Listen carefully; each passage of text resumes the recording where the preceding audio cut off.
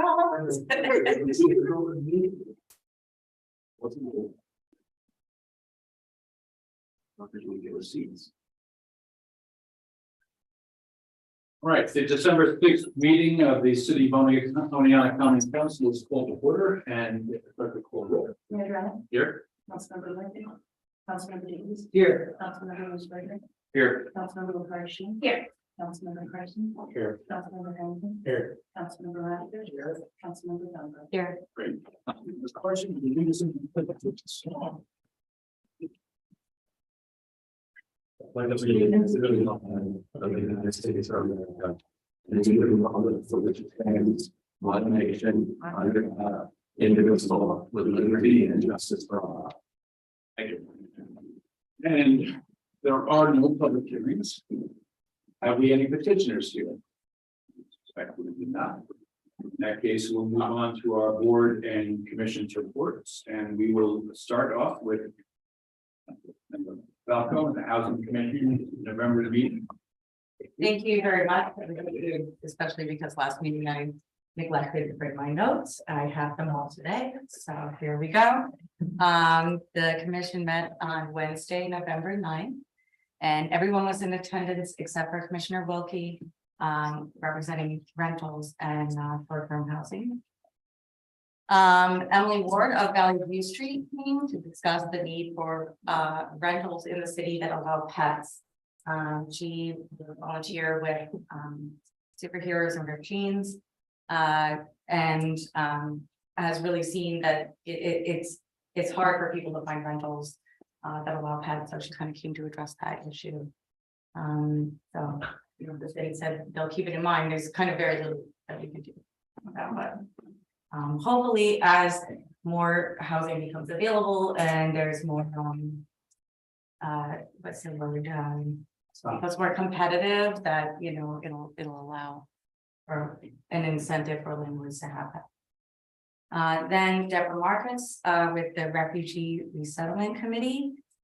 She's been working with the center in Utica, and one of the issues that they've been experiencing is when new refugees come, there's a lot of social work involved. So they're trying to find one family that has been here for longer than 90 days to kind of avoid that social work thing.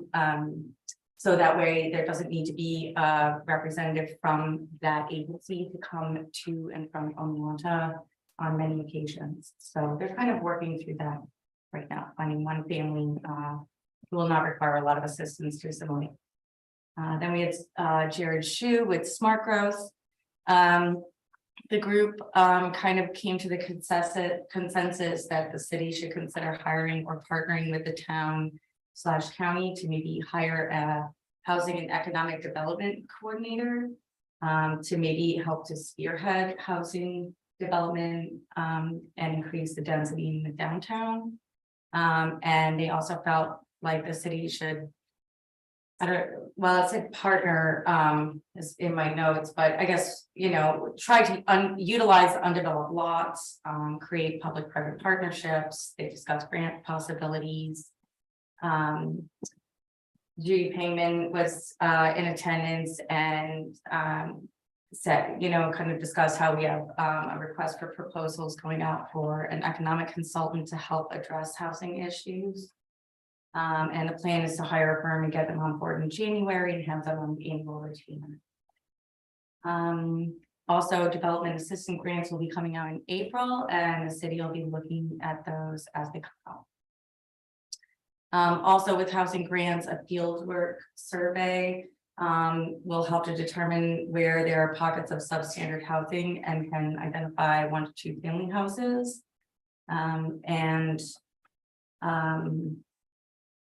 They'll be able to kind of identify more housing grants based on that data. Moving on, there was the neighborhood improvement work group with Hannah Baskin. Stephen Yearly joined their meeting.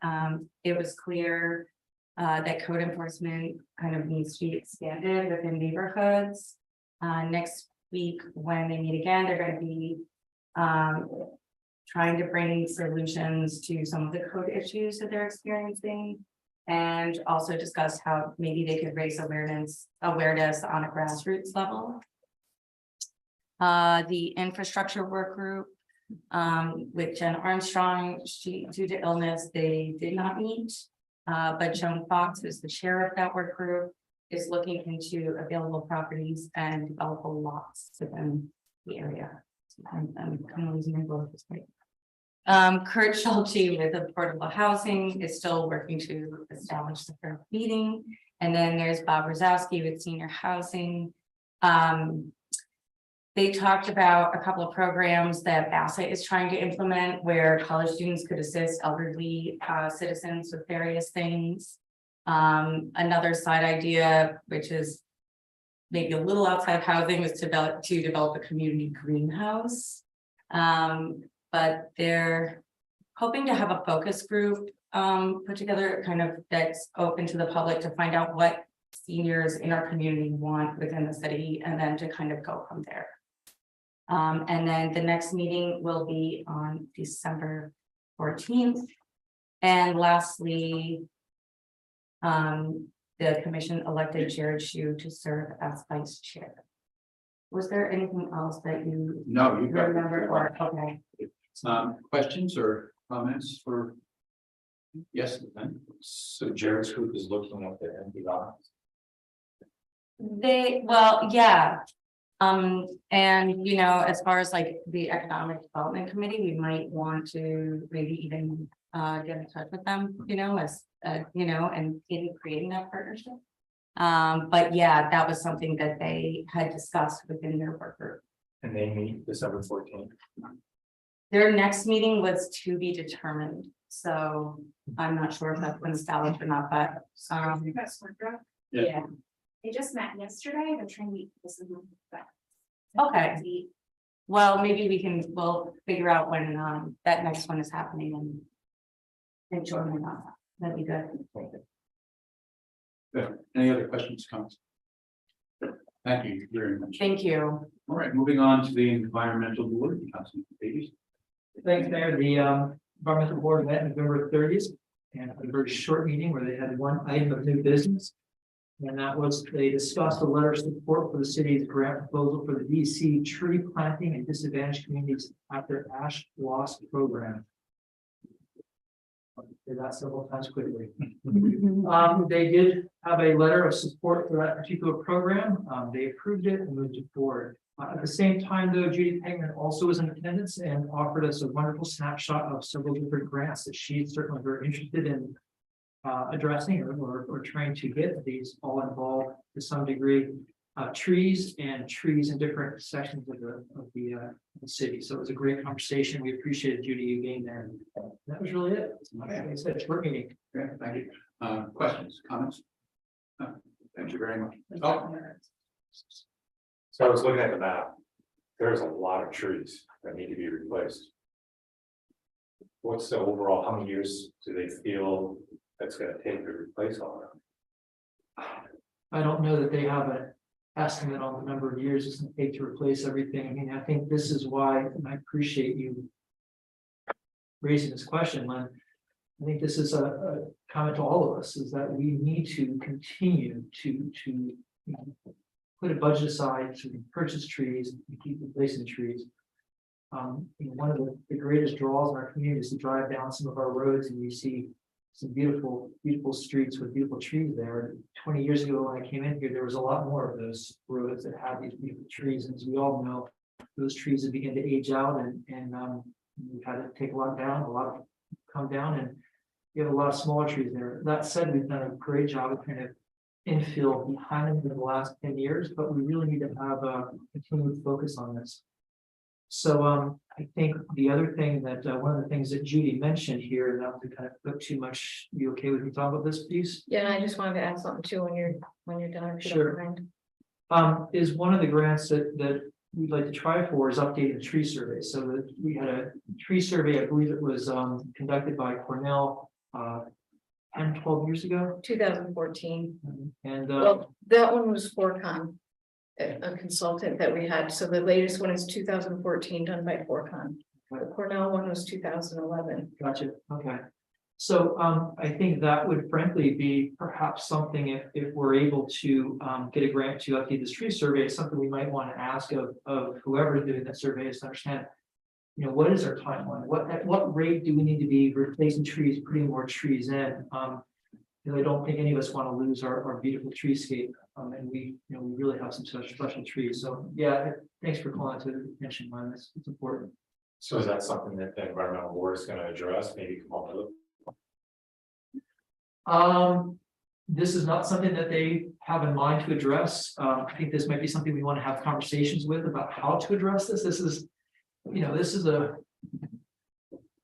there's a lot of different moving parts here. So to kind of address a few of them, one is some of our utilities. So we have to be aware of our utilities and where we can replace things. A lot of our old trees were put in places where our wires are running. So they've been working to identify places every year or every season where we can plant trees.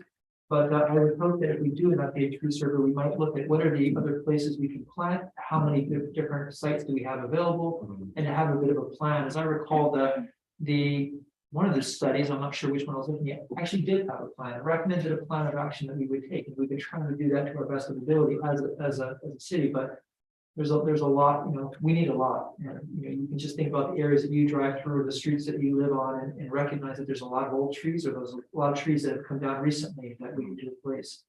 And clearly, we're talking about a lag time of 20 years or more before those trees really fill in and are mature, and we can really enjoy the beauty of them. Thank you. Judy wanted to. Yeah, I just want to follow up that map that I shared with the committee. That and the environmental board got the map. That just shows the ash trees. It doesn't show the other trees in the survey, in the study. And then when we do another study, we can get the grant money in 2023 for that. That will have recommendations for what to do. And the city also budgets every single year for a combination of tree removal and tree planting as well. But we've been doing that for years. Yeah, no, and I think the environmental board is delighted that there's been this level of support from you know, the city, from the council with regard to budget. But I just highlight that it's important that we keep, you know, maintaining that level of support or increasing it. I have one other point, sorry. The ash tree grant that you'll come up on here soon to talk about or pass or whatever. That's a tree planting grant, because we had ash tree issues where we've already taken down a whole bunch and we've inoculated some. But it's not a 1-for-1 replacement. It's just they're giving us money to plant new trees because we have an ash tree issue here in the city, but it doesn't have to be replacing the ash trees or locating them where trees were already taken out or anything like that. They just wanted the trees planted in our disadvantaged community census tract and also in our environmental justice area tract, either or both.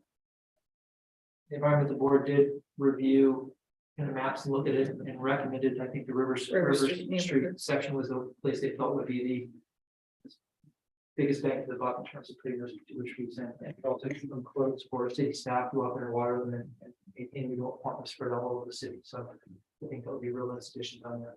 But we've talked about it before, but until I saw that visualization of that map, that's what got me. I was like, wow. Yeah. It was a little overwhelming of how many ash trees we actually have and where they're located. And it's a very large project to go through. Yeah, in 2018, we did the grant for the Emerald Ash Borer preventive maintenance, and we took down 81 ash trees. Then most of them were in Wilbur Park at that time. I think one was in Neowa, and then we inoculated another, I can't remember the number, around 50, I think, to try to save them. And they will be re-inoculated every, I think it's like every 5 or 6 years, something like that. We'll pick the ones that still look healthy. Continue on. If you take a look at the mill race, there's quite a bit of ash along the mill race, but there's a planting project that you know Greg was real supportive of this summertime that put some new trees in there. So, but there's a lot of, when you start looking at it, there's a lot of ash around the city. Jane. I just want to remind the council that when we get the logging monies from what we're doing, you know, by the reservoirs and whatnot, what the council has done in the past is taken those revenues and reserved it for landscaping and tree planting. Right. Thank you. Very good. Yes, Just to put a little bit of quantification to it, a couple of years ago, I looked at that foregone study, and we had around 1,400 tree sites that currently have street trees planted in them, and then 2,000 plus were identified by that study that don't have trees now, but would be potentially suitable sites to plant. So about 40% of the available sites on our streets are planted now. If we set a goal of getting 75%, just a number of time, we need to plant about 100 trees per year for the number of years to just catching up. We remove 20 or 30 per year. So we need to replace that many, and then some if you want to increase the coverage. There would be a significant increase in our budget for planting and another city. So it's definitely something to think more about. Yeah, I appreciate that. Thanks for pulling those numbers together. And a good sized tree is $2,000. For the water. So it's not cheap. Excellent. okay. Moving on, thank you very much. Moving on to Board of Public Service report, Scott Harrington. We met on December 1st at 4 o'clock. Our meetings are pretty much held to an hour. She's pretty good at that. I like that kind of meeting. First one on the agenda was 5 Stapleton Ave, and that was an unsafe building hearing. It passes an unsafe building, so they have to secure it, make sure it's vacated, make sure electric and all that stuff is shut off. The next one was 14 Watkins Ave, which was an unsafe building as well. That one they upheld as an unsafe building, so that needs to be vacated. They've been there for it's been used as a party area. That's actually like a back garage that they were talking about, not the house. There's a garage out back. And we had them there for parties and stuff. Fire department, I think, has been there a couple times, and worry about the fire issues, and the police department, and so that was actually done in accordance with the state law as well. Then there was 15 Draper Street. That was kind of they went ahead and waived all the fees and stuff. That was where they had squatters in the house. They actually had to have the police department come to get the people out of the house, and the people threatened the landlord, so he couldn't get in there. It was a messy situation, and so they felt that it was good to go ahead and waive those fees.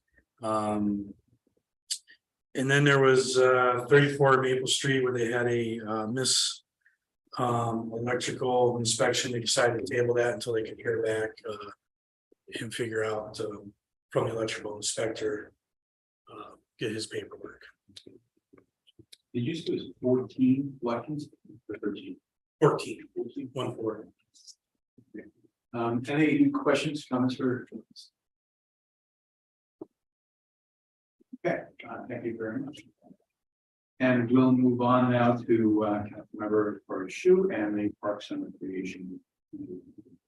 Parks met on November 14th. And then again yesterday, I wasn't able to attend yesterday. That got off that, so we'll stick to the meeting on the 14th today. Representatives from the Y came to talk about their involvement in city recreation. The first thing they covered was the pool. This year we have about 5,600 patrons, which is down about 10,000 actually from pre-COVID times. They had enough staffing. They were really proud to say that they never had to close due to staffing, and also no incidents or complaints.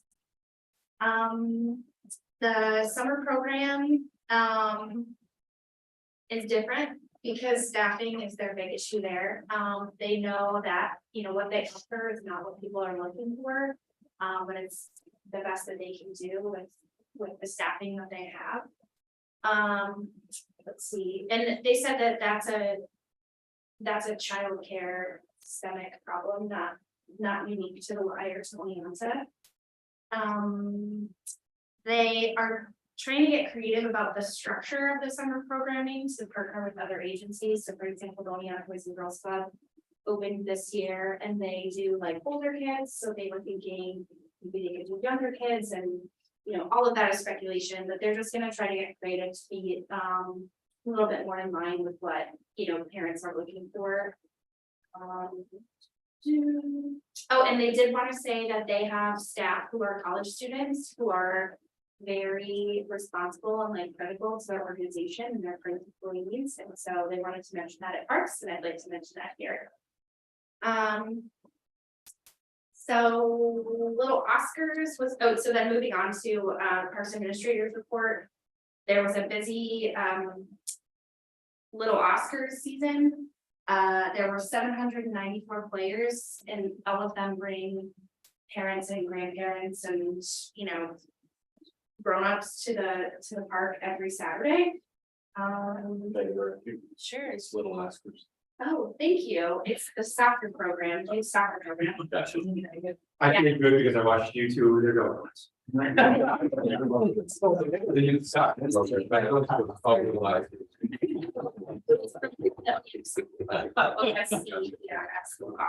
Okay, so thank you for that.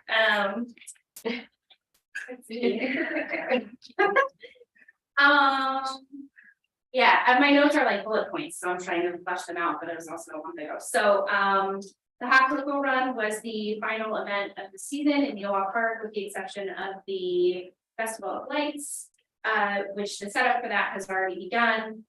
In fact, I'm not sure when they open, but it's probably soon if it hasn't already. Let's see, Hodges Pond project, which I've reported on a couple times, is stalled. Apparently, we're sort of in limbo with the DEC and the Army Corps of Engineers. But we have done everything that we need to do in terms of submitting paperwork. It's just a matter of getting the approvals from them. Dog park rules are the same this winter as they were last year. So after 3 inches of accumulated snow, the large park will close and all dogs will go into the small park. There will be no snow removal. Did I miss something? No. Okay. Yeah, so there's actually some more progress on this since the last time, but there was this was talked about at the meeting. There's been progress since then, so it feels really weird to say, but there was a skate park restoration project meeting. Some ideas were tossed around. Some of those have been put in the bin. Now I believe there's a task force, which is very exciting. Personal aside. Let's see. We talked about lighting in Wilbur Park. And we talked a little bit about bocce and shuffleboard and the maintenance of those courts. The conversation was around like installing them, and the installation isn't the hard part, the maintenance is the hard part. So yeah, someone had suggested shuffleboard. There was some correspondence to the park administrator. I think the biggest thing was that there was a meeting that was held on November 10th with folks who organized the largest events in Neowal Park. Restaurants were the biggest topic of conversation. There's some revisiting of like the fee structure for that and how that's going to work.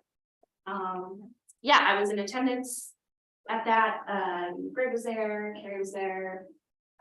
Steve Gurley was there, John and Chris. Anyway, lots of representatives from the city, lots of organizers, really good conversations, get everyone in a room. I think that I had to leave early, but I don't think that the restroom situation was solved in that meeting, is the impression that I get. But I think that's sort of the big thing, is trying to figure out what we're gonna do with those. I actually have the agenda for that right here, but I'm gonna do that with everyone. Okay, that's it. Sorry, that was Great. Yeah. Before I open it up to everybody else, Uh-huh. Mark, can you just, she referenced that skateboard task force. Can you just help a little bit? Sure, great meeting, cold meeting, bunch of very young skaters, meaning probably high school age skaters and older skaters. And there's a lot of great conversations about what needs to be done. What next steps are. They're going to be putting together some ideas of what they think should take place in the park. Meanwhile, I've contacted former colleagues in the industry, and getting some people weighing in on their thoughts. So once we get kind of the local skaters' ideas and some of the feedback from the other folks in the industry, I think we'll be able to kind of pull together, maybe create a bit of a plan, move forward. Recognize that we have limited funds right now, but we may have some kind of vision towards where we move this. So there might be some easy fixes to be able to, or easy things we could do to be able to improve the park now. But again, a long-term vision towards where we want to go. I was really impressed with the young people. They were thoughtful about their presentation. They had a lot of great ideas. They were excited. They're certainly working together to try to do what they can to support it, including thinking about how to might raise money to be able to provide to the city, be able to do this as well. So a lot of great energy amongst all those young folks. Okay, thank you very much. Mike. Now, questions for Katie or comments for Katie on that report? Len? So Katie, you mentioned 5,600 patrons of the use of Wilbur Park pool, and that is down 10,000. Do you mean it's down from 10,000 or it's down from 15,000? Down from 10,000. Yeah, critical word term. And they're attributing that to, Well, they speculated on a couple things, you know, during COVID, people installed their own pools. Yeah, I don't remember what specifically they said. Basically, this float bounce back. Yeah. Which we're seeing. In all of them, everything. and then I think a couple months ago I asked you about men's softball and the revitalization of that, the league. There was a young man that had contacted me, under 35 or over 35. Okay, You were going to talk to Lou Langsing about that. could you email me that info? Because I haven't done that, and I will, I'm happy to. Yep. Just a point about the softball. I believe the last league we had was entirely player driven. It wasn't the league that was coordinated by the city. But we're still going back a few years before the pandemic, when that league was. I remember them coming to Parks and Rec when I was on Parks and Rec, and it was reestablished through them, and they took over the whole thing with the AMTs, and obviously, in a positive way, if we're looking at reestablishing. But the last one was completely player driven. Interesting kind of adjunct to that is Harvard College is very interested in having softball and baseball a part of their sports offerings and looking at partnering with the city. So using some of those in park fields. Similar to what they do with tennis. That's the expectation. What do they do with their times? They basically rent the courts. Yeah, they made it to some, I don't know, upper level of competition, and they held it in Wilbur Park. Yeah. Is that something that we, as a council, voted on to allow to happen? I don't remember doing that. I'm not saying I'm for it or against it, but I thought we would. I don't know when it started, but as long as I accurate, there's just open contact move for these long high school. Okay, I knew the high school used to. I didn't know how the college was doing. Yeah. Yeah, I didn't know about that either. The high school's been using it forever. The more that it's used, the more energy it generates, the more energy that we've got in our parks. Those are all good things. Any further questions or comments? Very good, thank you very much. We'll move on to our Economic Development Committee report. Carson. Mayor, we met November 22nd. We had 2 items on our agenda. That was the continuation of the alleyway improvements. Emily went over the progress that's being made through lighting. And on one half of the alleyway, the screening for trash, and then we kind of delved down into the other half, which is behind the hotel and some other restaurants on Main Street, and what it's going to take to do the screening of the trash back there to not only free that up for potential future space, but the amount of work that's gonna be needed, just getting the tenants in line to just doing the screening of the trash. So that was quite a bit of a topic. If I may add to that, it's also, it's not even just enforcing the people that own those alleyway properties to screen in their trash. Like, part of the issue is that those alleyways are narrow, and in order for trash removal services to even come in, Right. like, it doesn't allow for extra room for there to be screens put in around the dumpsters that or trash cans, or even for dumpsters to be put in place of trash cans. So there's like a lot of like logistics issues going on. And we kind of were hoping that maybe through like community collaboration, that we could maybe eventually find a more centralized location for all of that garbage to be deposited and collected in some way. Right, because we had talked about rent or lease parking spots, not we the city, but we just had a discussion that might be what we're looking at, is renting. Or leasing parking spot to have trash dumpster and then screened off, so then the larger trucks can come in and pick it up and haul away, because to Emily's point, you have an elevation drop of probably 4 or 5 feet. And then the tightness, and so right now they're utilizing trash cans instead of trash dumpsters. So you're talking about possibly renting the space in the parking lot that's owned by the bank. Correct. That was part of the discussion, Yeah. so. Has that been discussed with the bank yet? No. Not yet. And the whole thing is just really tricky because it's all privately owned property, you know, so but it's also a space that's kind of like one of those muddy spaces where has a lot of public use, you know, a lot of public walkthrough, so it's like trying to find some kind of solution to getting it clean and making it beautiful for the city, you know. So, well, anyway, continue, No, Len, I'm that's good. sorry. No, thank you. And then Stephen mentioned about ticketing to compliance, so. Mhm. So I think we're gonna try and move forward on the artwork. Right. So I'll jump in first, for the conversation with community banks was gonna have to happen. That's really the solution for where trash is going to wind up.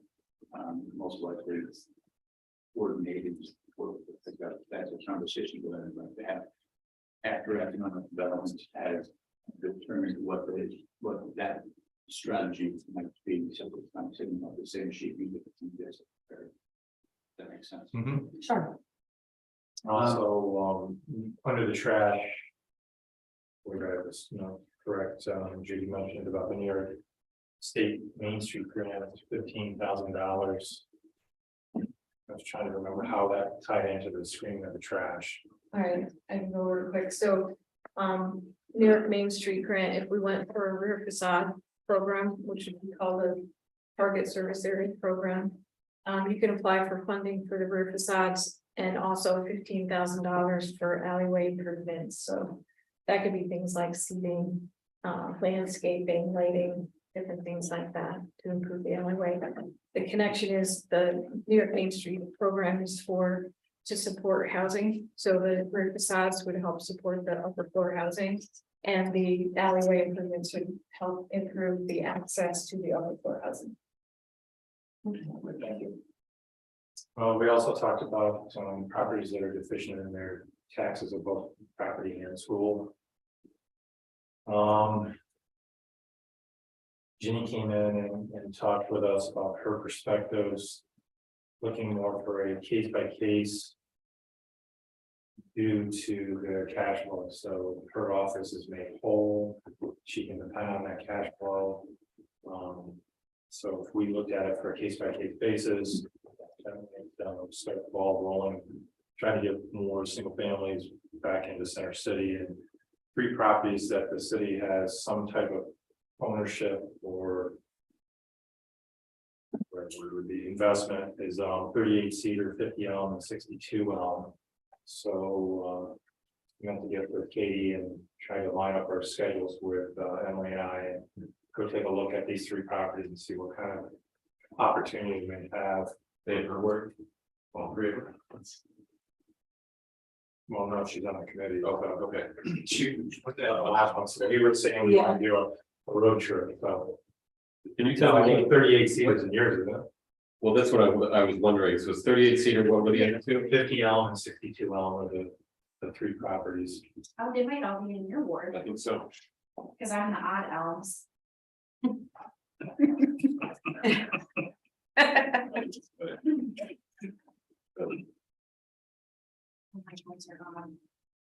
Further questions There's no normal. or comments on the economic development committee's report? Okay, thank you very much, Len. We'll continue though with you, if you don't mind, Finance and Human Resources Committee reports. So we met November 28th. We've had letters A through O for topics on our agenda. I want to highlight that Dave O'Tailing from Civil Service certified. He had to wait 5 years in order to do that, so I just wanted to highlight that Dave had a long path to get there, but he got it done, and I think the Melon himself and the committee appreciates the fact that he has now been certified in that position that he's in, so all good stuff there.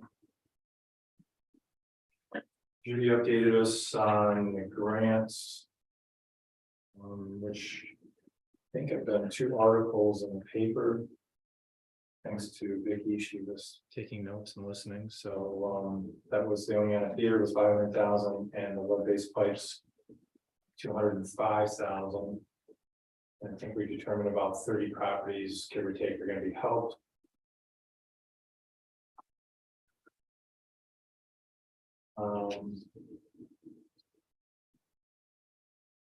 And then the majority of our topics made the agenda tonight, so I'll try and answer anybody's questions from the agenda. Are there any questions? All right, well, thank you very much, Len. And we move on now to the report on the quality of life and infrastructure committee meeting. Thanks, Risberg. Yes, thank you. We met on November 28th. Full agenda again. First was the Garth Street proposal. Somebody came forward and would like to name a street after Garth Stam, who has a rich soccer history with the Peonia area. This was actually moved to next month as nobody that was involved with the proposal itself was at the meeting, and we had some questions. The mayor will reach out to the nominee because to see if they can attend at the next meeting. Part of the issue that came up is which street they really wanted to change over and if they were open to other streets that did not necessarily have residents on those streets. So we'll be putting that on the agenda for later this month. We had 3 items that were very similar. These were sightline issues, and these are on the agenda tonight. River Street and London Ave intersection. This is adding a sightline on either side of London Ave. The owner of the business thinks it's a safety concern also, as well as the committee. As with all the other 2 sightlines, the sightlines are outdated, and updating them to current standards are changes it significantly. The other 2 are East Street and the Cedar Street intersection. That came up because as you come up Cedar Street to East Street, and if you're looking left, you're looking up the hill and around parked cars, and it's very difficult to see what's coming down the hill or unfortunately racing down the hill. Church Street and Birch Street is the 3rd intersection. Now, the East Street and Cedar Street intersection with the new sightlines, we'd be losing maybe 3 parking spots. Church Street and Birch Street intersection, we'd be losing 2 parking spots.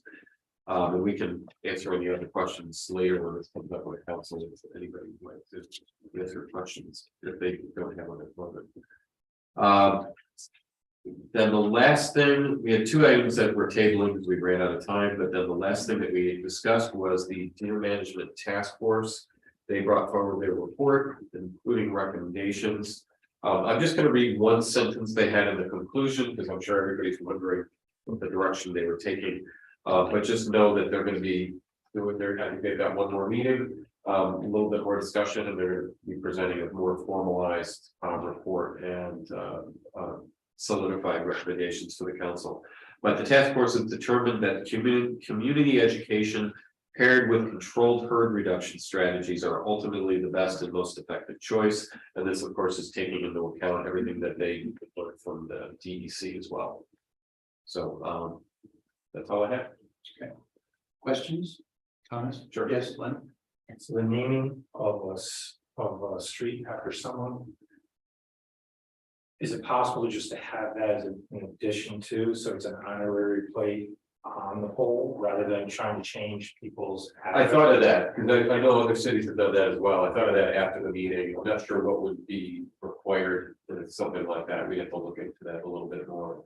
But I think that might take care of that. If it's a street with residents that live there, it would take care of that changing the address problem that people would have. But we have to look into it more, because I think every street that we've changed over has been one that doesn't have any residents on them. Right. So And then Garth, what was his last name? I heard about that. Garth Stan, Fan. look him up. Yeah, I didn't realize, I didn't know who he was until I looked him up, and very big Yes. soccer history. Must be in the days of Division 1 from Harper. He was also good, yeah. But, yeah. He's a big man. Yeah, in more ways than one. Yeah, about 6'7". Yeah, exactly. Any other questions or comments for Dave? Okay, thank you very much. Moving on now to our final committee report, our Community Wellness Committee, Council Davis. Thanks, Mayor. The Community Wellness Committee met last night. 3 topics on the agenda. One was trying to finalize. We took notes at our Community Wellness Summit in August, and are going to be launching those out to all the participants. So we were trying to make sure that those that reflected the meeting, everyone's best of everyone's memory. They did, so we'll be getting those out to our summit attendees. We also talked about one of the things that came out of the summit from August was the creation of a database with the different organization partners and what they do. Councilmember Falco has done a great job kind of taking the lead on that, organizing that kind of database. We were fortunate to have Carrie at the meeting, and she has some ideas about how we might be able to utilize our website to provide some of the information in that database, and there's some really great creative problem solving in that meeting. So I think we've arrived at something that we believe might work, and we're going to try to launch it, and we'll get back to what and how it did. Lastly, we talked about one of the takeaway that we've been hearing over and over, and it was certainly at the summit, and it's certainly been repeated many times by our chiefs and by others, is that we don't have really great supports for children with mental health services. And so what we're going to be doing is convening some of the organizations that kind of are tied to or connected with children's mental health services. We're beginning to have a meeting about, just trying to A, create a conversation, a space for conversation, B, what are the gaps, what are the challenges, and what can we do to be able to address them? So we've talked about a tentative date of February 13th with a fallback date of February 6th. We have some ideas of who we might want to invite, and we're going to be organizing that a little bit more and using our kind of January meetings or January time to kind of organize that. I don't think it will be at the level of a summit. It will be kind of a more easier to access Zoom meeting, but we'll certainly be pulling the partners, potential partners together that are have an interest in this. And that was pretty much it. I think that took the better part of almost an hour. That's terrific. Questions? I would just like to make a suggestion for that meeting. One of the people, if you don't have her on your list already, is Pam Graham, is the head of the special ed department at Oneonta City Schools. Well, thank you. That's Something that should be something you want, but absolutely, that was one of the, we felt pretty strongly, that was the top of our head, not her name, but Oregon State School would be part of this conversation as well. should be the one that talked to her. Excellent, thank you. Pam Rim, all right, Pam Grimm, Grimm. excellent, thank you. Further questions, comments? Well, thank you very much. And we'll move on now to our city administrative report. Great, there. This is a number of appointments on tonight's agenda. I just want to share with our current employment opportunity and vacancies completed so far. In addition to the 2 firefighters we have listed tonight, we're seeking 2 additional firefighters. The exam has been announced. It's on our website. It's February 11th. We're also seeking a member for our TPW streets crew, either a vehicle operator, motor equipment operator, or maintenance worker, depending on their qualifications. Similarly, on our TPW water and sewer crew, same titles, we will also consider water distribution. We're still looking for part-time bus drivers. We can use another 3 of those. Also looking for a part-time bus cleaner. As we've discussed, we're advertising for either a deputy finance director or an accountant, depending on the qualifications of those candidates. The accountant, we have an exam scheduled on January 28th for that. No exam scheduled yet for deputy finance director. Finance director, we're advertising as well. That exam has been announced for January 28th. We find Jim's successor. Thankful. Joe Temming and Dave Corey are going to be attending a job fair at Southside Mall this Thursday, 4 to 6 p.m. Sharing information about all sorts of city openings. So I think the fire department can attend as well. Beginning the week of December 19th, OPT window hours at the bus store on Main Street will be changing. Will no longer be open at a window on Saturdays. The hours will be Monday through Friday, 6:30 a.m. to 6 p.m. David found that we're really just not doing much window business on Saturdays. The lobby will still be open for customers to come in and get warm or sit down and wait for the bus. They could also use to take them to so we don't expect negative feedback to service. It's a little bit more of a more than anything is going to help out our employees in the scheduling thing, not have to schedule something this there and not have much to do. New York State Office of Community Renewal reported the city to win 5,000 plus community development block grant private lead water service replacement, which Glenn mentioned earlier. It was also mentioned in the paper. Just to go through some of what that entails, owners of single family homes or multi-family homes up to 4 families who meet certain income requirements will be eligible to receive 100% reimbursement or replacement of their privately lead water service line. We have an inventory of known lead water services, which will be reaching out to those property owners to gauge their interest. We've reached out once already in anticipation of applying for the grant. We'll reach back out, try to get those people to come on board and hopefully have fully funded service replacement. Privately owned, when I say privately owned, publicly owned, you know, this will share with the public. From the water service shut off, which is typically just behind the curb, up into your house, up to the meter. That's the section that will be replacing through this grant project. The city owns the section from the water main in the street to that shut off. The curb. That portion, if it's lead, will be replaced under a different program that we're seeking funding for. As I mentioned, we hope to replace up to 30 private lead water services with these funds. Hopefully in the future, as we identify more lead services, if we do, we have a number, 700 or so unknown material services we need to investigate. As we identify more, we can see that there should be funding. This project has to be complete by 2024, November 2024. Also through OCR, we were awarded a $500,000 downtown anchor stabilization grant, replacing roof and associated drainage at the theater. Total estimated project cost is around $900,000. With 47 Chestnut LLC, the owner having to come up with the gap funding. That's a 2-year project, 24 months to complete. Our water storage tank and distribution main replacement project that includes the west end tank replacement and the water main replacement up on Suncrest Terrace in that area. We were not funded through the WIA program. We're waiting. We expect to hear the announcement, whether positive or negative, by the end of December, the bill funding.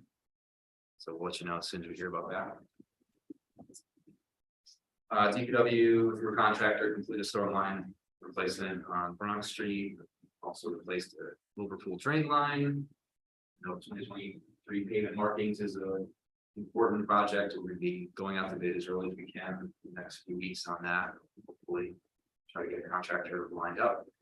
And hazardous tree removal contract that's going ongoing right now. It should be done in about another week or two. That was all I had. Mr. President. Questions? Yes, Mark. Thanks, just to clarify, and I think I know the answer, so I'll make sure it's really public, we have it, but that lead service grant, you said complete by November 2024, does that mean all work complete or, okay? So the public needs to act on that very quickly. Yeah, we'll be. Do you want to jump in? Yeah, we'll reach out to them.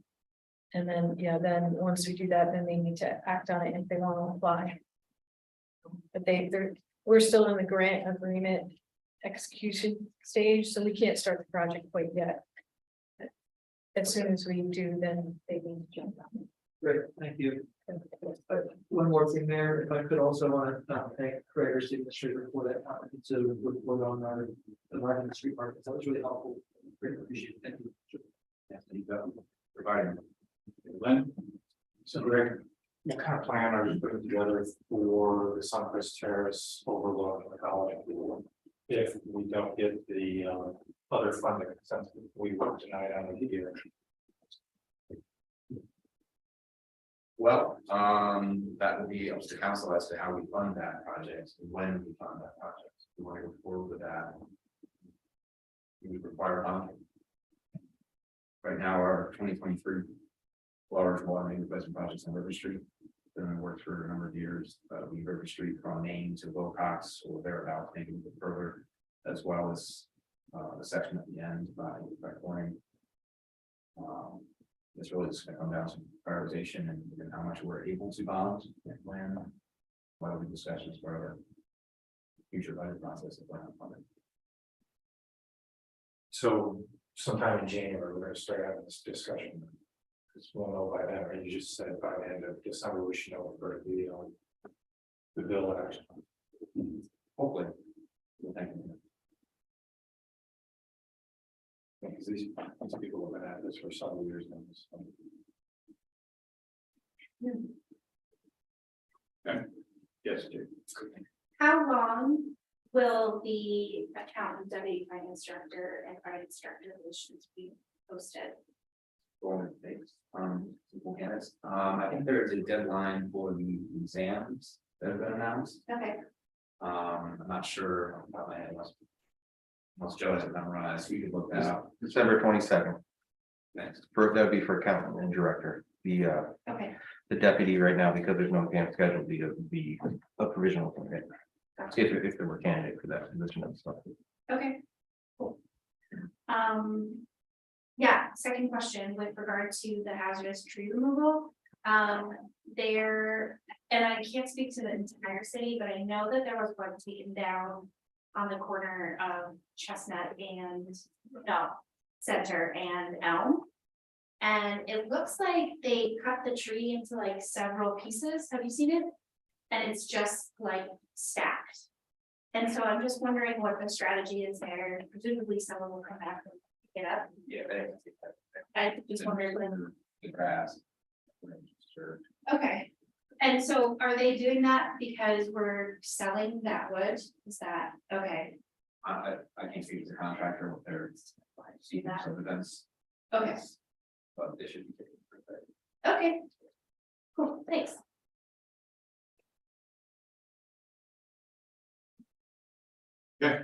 All right, thank you.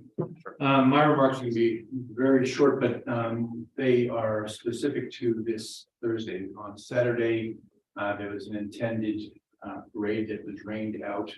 And I think that there may be an opportunity that many council members might not have been able to take advantage of on a Saturday, presenting itself on Thursday at 5 p.m. There's a parade. At 6 p.m. is a tree lighting, and I think it would be wonderful to see some council members being part of one or both of those events. Is a wonderful community event, and I would personally love to see you guys there and when you post it. Yes. Can I just tack on to that because SUNY is hosting caroling tomorrow. Do you know what time that starts? I was just gonna look it up. Gosh, I don't. I know that it begins at the Autumn Cafe. So, you know, like caroling. That's happening also. Right, there you go.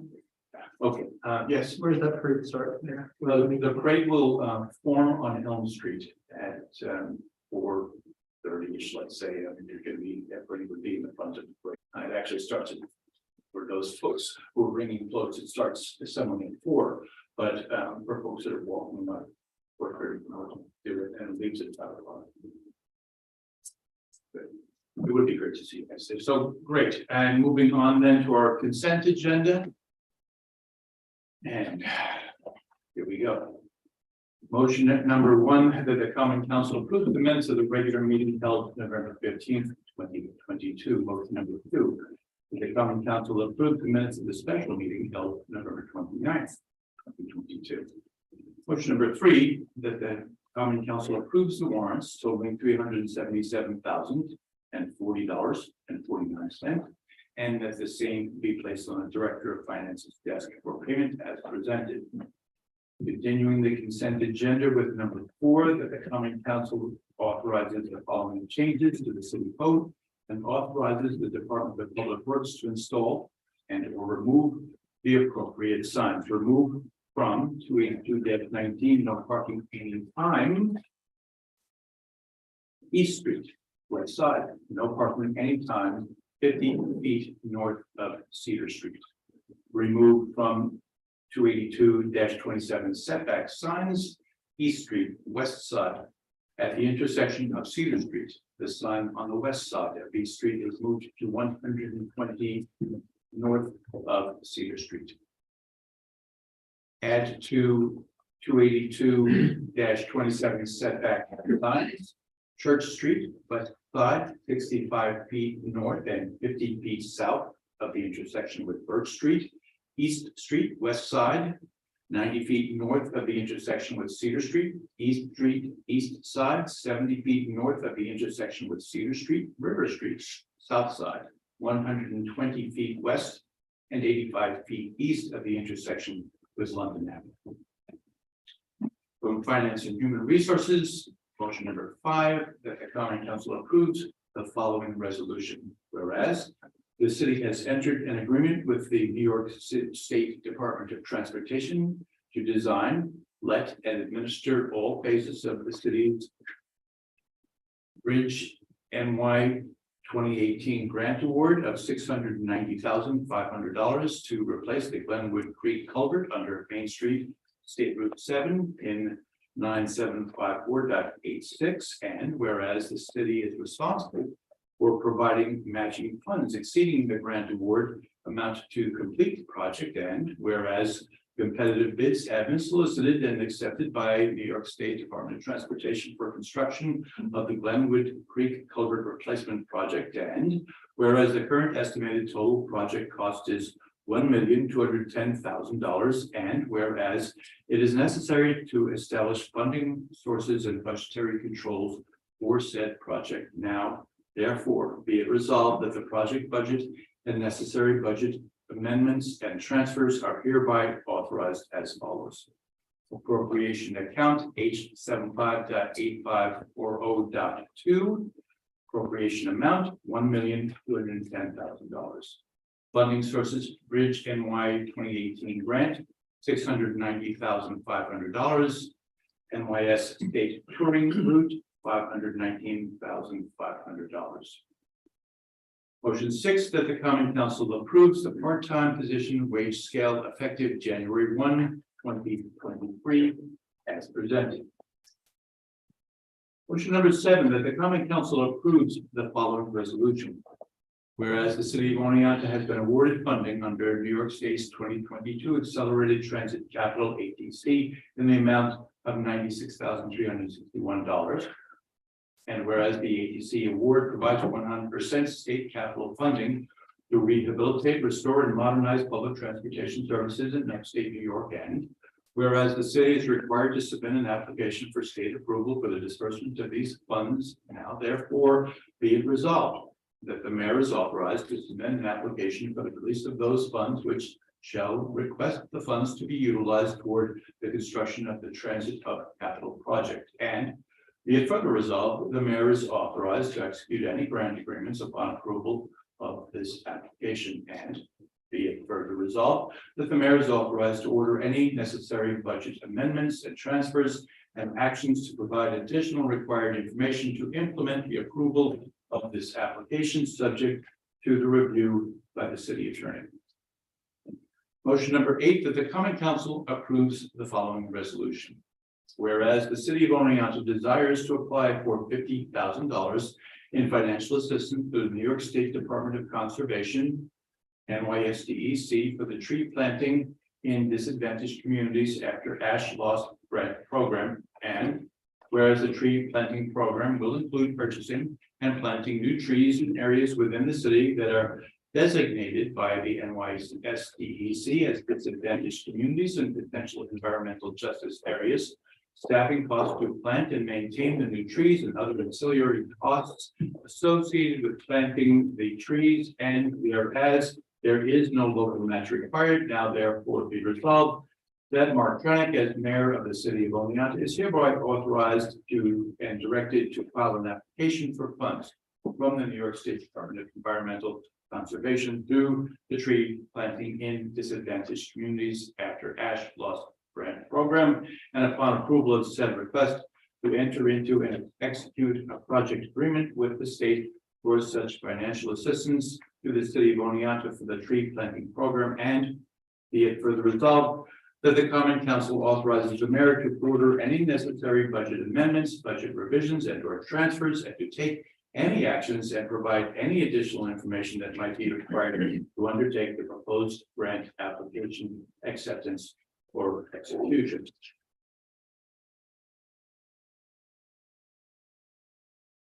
Motion number 9, that the common council approves the city administrator's appointment of Wayne Hubbard to the position of working supervisor and base annual salary of $41,577, CSEA grade 11, effective December 7, 2022. This appointment is subject to the satisfaction of all civil service requirements.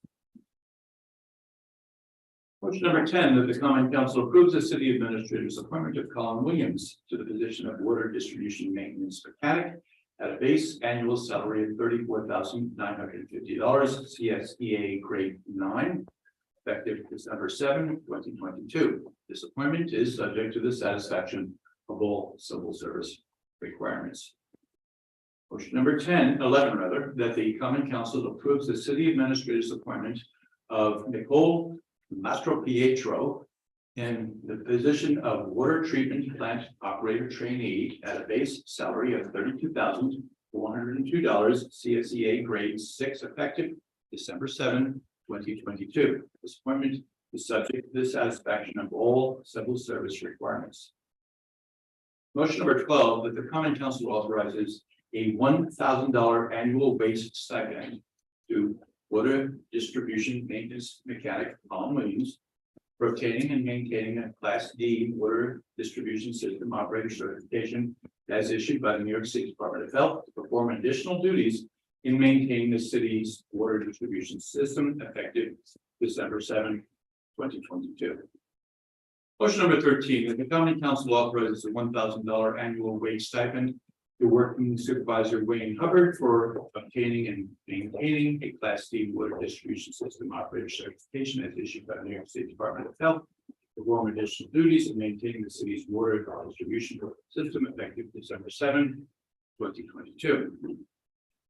Motion number 14, that the common council approves the city administrator's appointment of Isaiah J. Montgomery to the position of maintenance worker at a base annual salary of $31,127, CSEA grade 4, effective December 7, 2022. This appointment is subject to the satisfaction of all civil service requirements. Motion number 15, that the common council approves the city administrator's appointment of Nolan Rock to the position of a bus driver at a base annual salary of $31,127, CSEA grade 4 effective December 7, 2022. This appointment is subject to the satisfaction of all civil service requirements. Motion number 16, that the common council approves the city administrator's appointment of Anthony Bristow, to the position of firefighter at a base annual salary of $39,789, IAFF step 1, salary schedule D2, effective January 2nd, 2023, subject to the satisfaction of all applicable civil service requirements. Number 17, that the common council approves the city administrator's appointment of Jack S. Stanton to the position of firefighter at a base annual salary of $39,789, IAFF step 1, salary schedule D2, effective January 2nd, 2023, subject to the satisfaction of all applicable civil service requirements. Motion number 18, that the common council approves budget transfers totaling $61,160 as presented in the attached reports. Continuing the consent agenda with motion number 19, that the common council approves the following resolution. Whereas the common council of the city of Oneonta met at the time and place on November 29, 2022, as specified in the notice of public hearing to receive comments concerning the city's 2023 tentative budget and heard all persons desiring to be heard thereon. And whereas the common council of the city of Oneonta makes no changes to the 2023 tentative budget as amended and approved on November 15, 2022. Therefore, be it resolved that the 2023 tentative budget as presented on November 29th is hereby adopted and be effective as of January 1, 2023. And continuing our consent agenda, the motion number 20, that the common council approves the following resolution. Whereas the common council has adopted the budget for the 2023 fiscal year. And whereas real property taxes in the amount of $5,105,738 for the general purposes and $540,650 for library purposes are necessary as ascertained by such budgets. And a water and sewer rents re-levy of $355,354.76. A code enforcement re-levy of $19,319.77. A code administrative fee re-levy of $138,981.50. And prorated taxes of $8,599.52 are necessary to enforce payment of previous year's water, sewer, code enforcement, and prorated tax items. And whereas the real property tax rate per $1,000 of taxable assessed value based on the above levies is estimated to be 10. I'm sorry. Okay, 10.2921. Oh, I get it.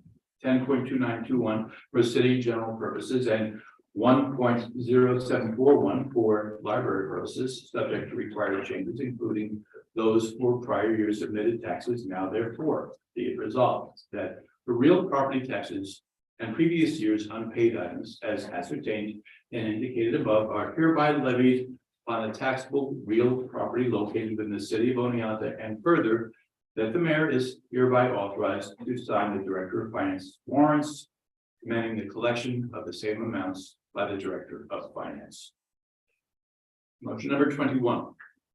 That the common council adopts the local law amending certain provisions of city of Oneonta Municipal Code, chapter 236, entitled sewers, which would set the sewer rates for the 2023 year. This local law was laid electronically on November 8th as follows. Be it enacted and ordained by the common council of the city of Oneonta, New York, as follows. Section 1. Repeal schedule of rates as set forth in 36-32 entitled sewer rents established. Sewer rents of the city of Oneonta. Section 2. Add to 236-32 entitled sewer rents established. Sewer rents of the city of Oneonta.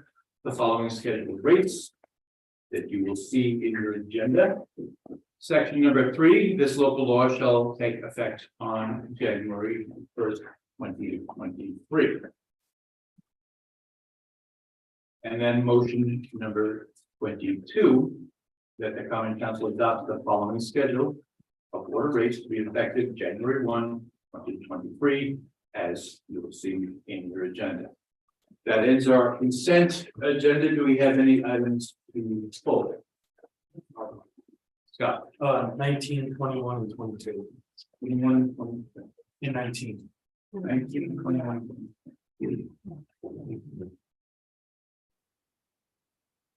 Any others? No. All right, then do I have a motion to approve all but motions number 19, 21, and 22? Dave Risberger, followed by Mark Davies, and Councilmember Wilson. Aye.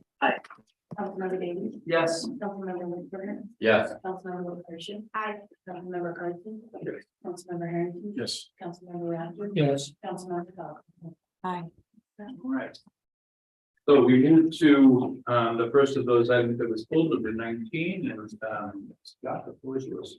No, I'm sorry. Do I have a motion for that? Yeah, one of these days. Followed by Mark.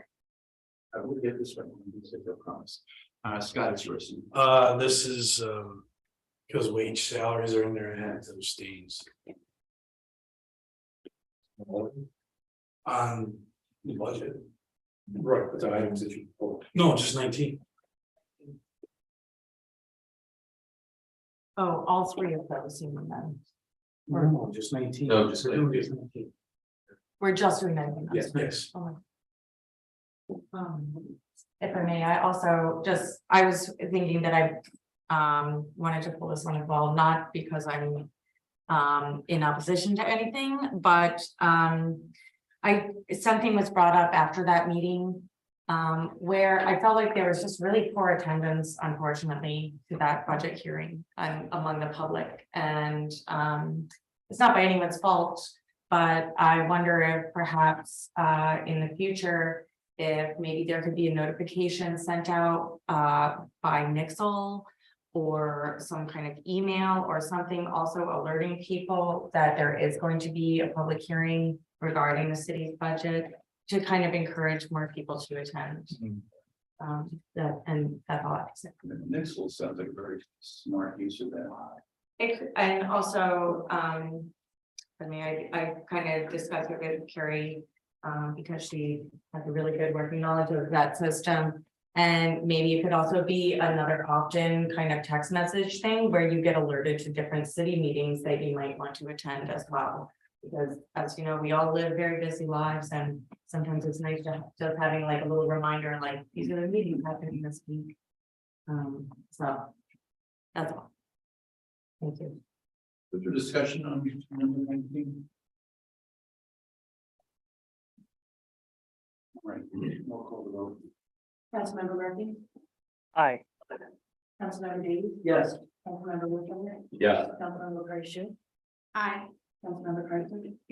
Yes. Councilmember Harrington. Abstain. Councilmember Rathod. Yes. Councilmember Falcon. Aye. All right, so now we have motion number 21. Do I have a motion to approve? Mark Davies, followed by anybody? Followed by Emily. And so Scott, again, you put this. Sound like a broken record every year, but I have people that reach out to me with the water and sewer rates and they're really getting by and they're frustrated. It's been 5%, 5%, 5%.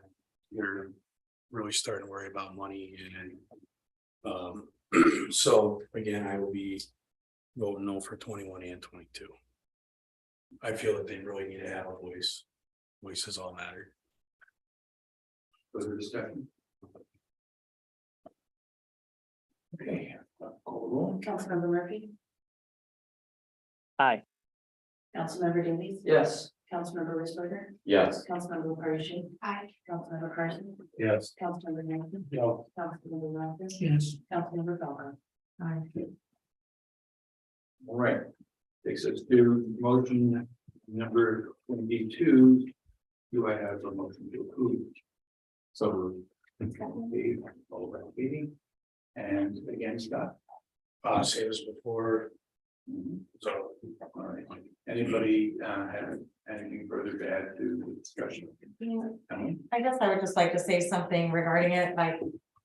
You know, I really don't like it that this is the solution that comes up every year and that it's just kind of raising the rates. For our tax base, you know, and I really hope that over the next year that the city.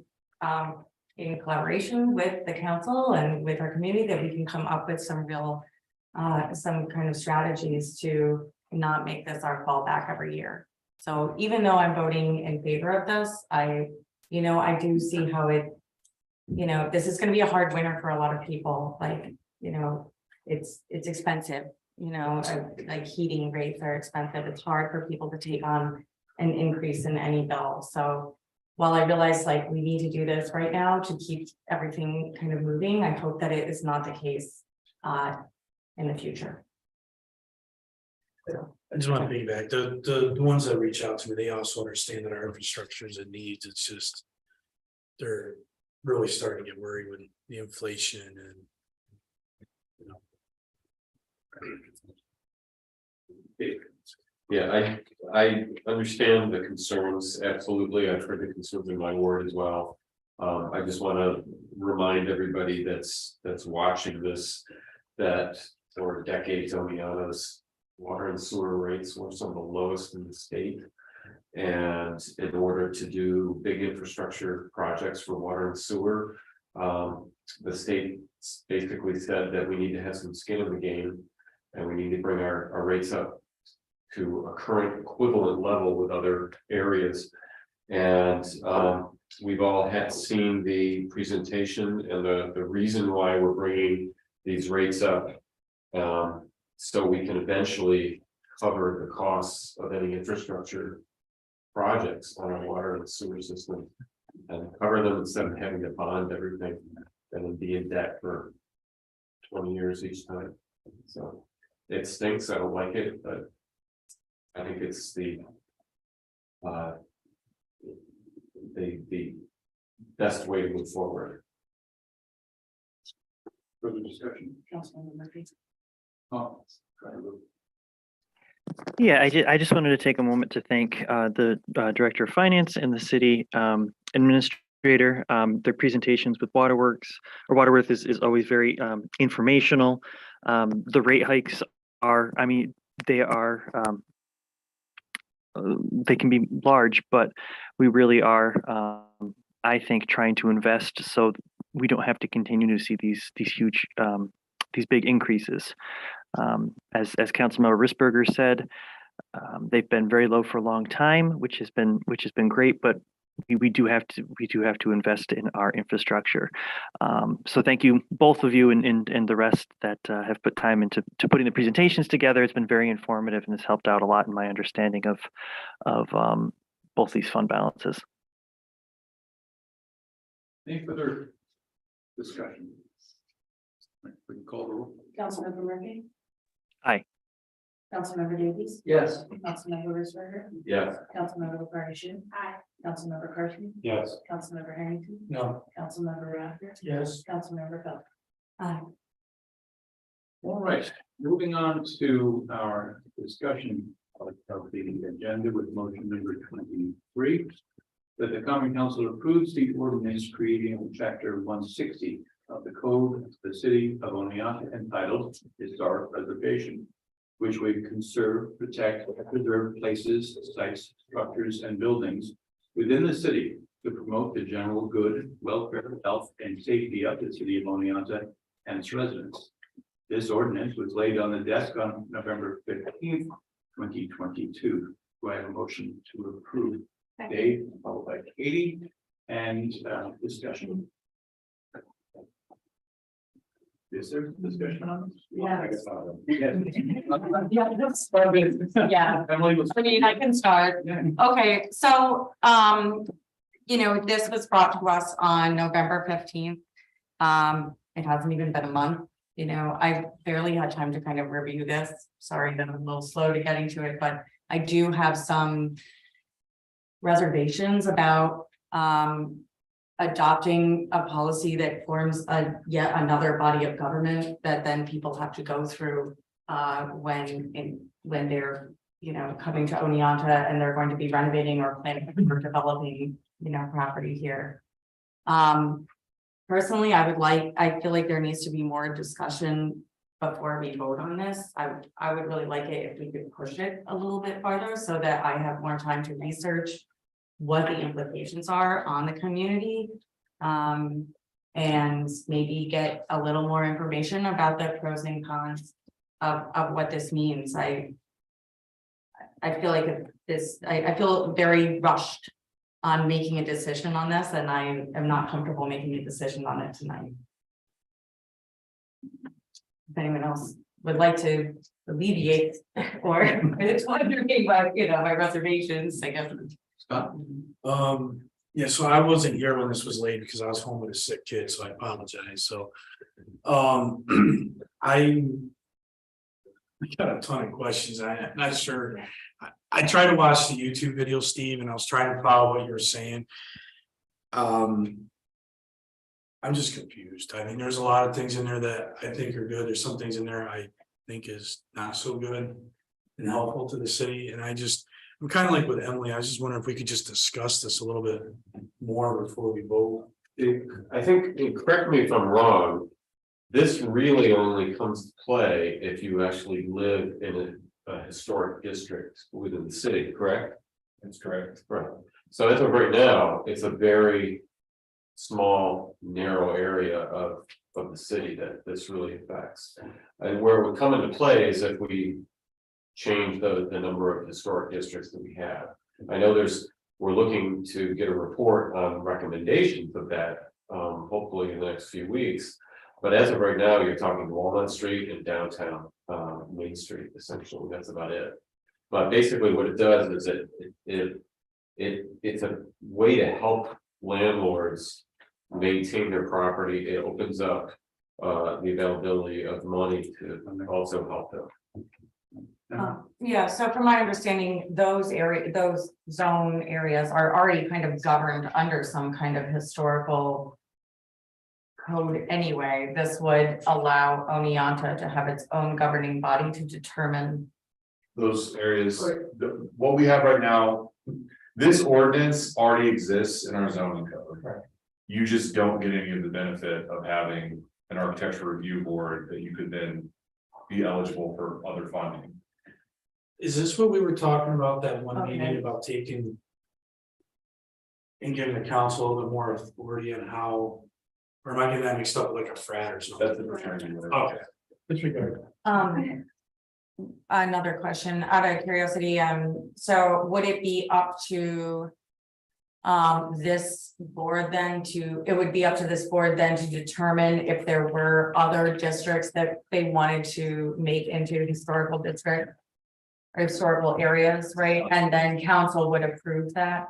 Okay. Okay. It would also prevent issues where, let's say you had a landlord, let's say, that had a building with an old carriage house in the back, and they came forward and they wanted to demolish the carriage house. Even though the carriage house is, let's say, 150 years old and is in decent shape. Mhm. So they get told no, so then what they decide to do is just neglect it and let it crumble on its own. Am I correct on that? Yeah, Right. it would give up the city teeth to stop that from happening. I totally get that, and I like, you know, I'm in favor for that kind of thing. I also worry a little bit about when there are kind of stipulations on what kind of materials can be used, or, you know, as a homeowner, you know, if you have to go up to a certain standard, however that's determined, sometimes that can create a very, very high additional cost to renovation. So say some crazy person comes and you have an old Victorian and they want to smash out all your posts in your railing on your porch. right? And you don't have enough money to replace them with something that's historically accurate, you're gonna do it something that's nice. Is this governing board going to say, no, you have to buy this I particular? would hope that homeowners insurance would help cover the cost of that. In a case like that. I don't like to default on insurance because that's really like, you know, that's. I don't know, like people like to say that that's the case, but that's a very, very difficult thing to get sometimes. Like, I don't know, like. I mean, even if like, it's really hard sometimes to like prove like. The worth of it and then it's just, that's a huge thing, like.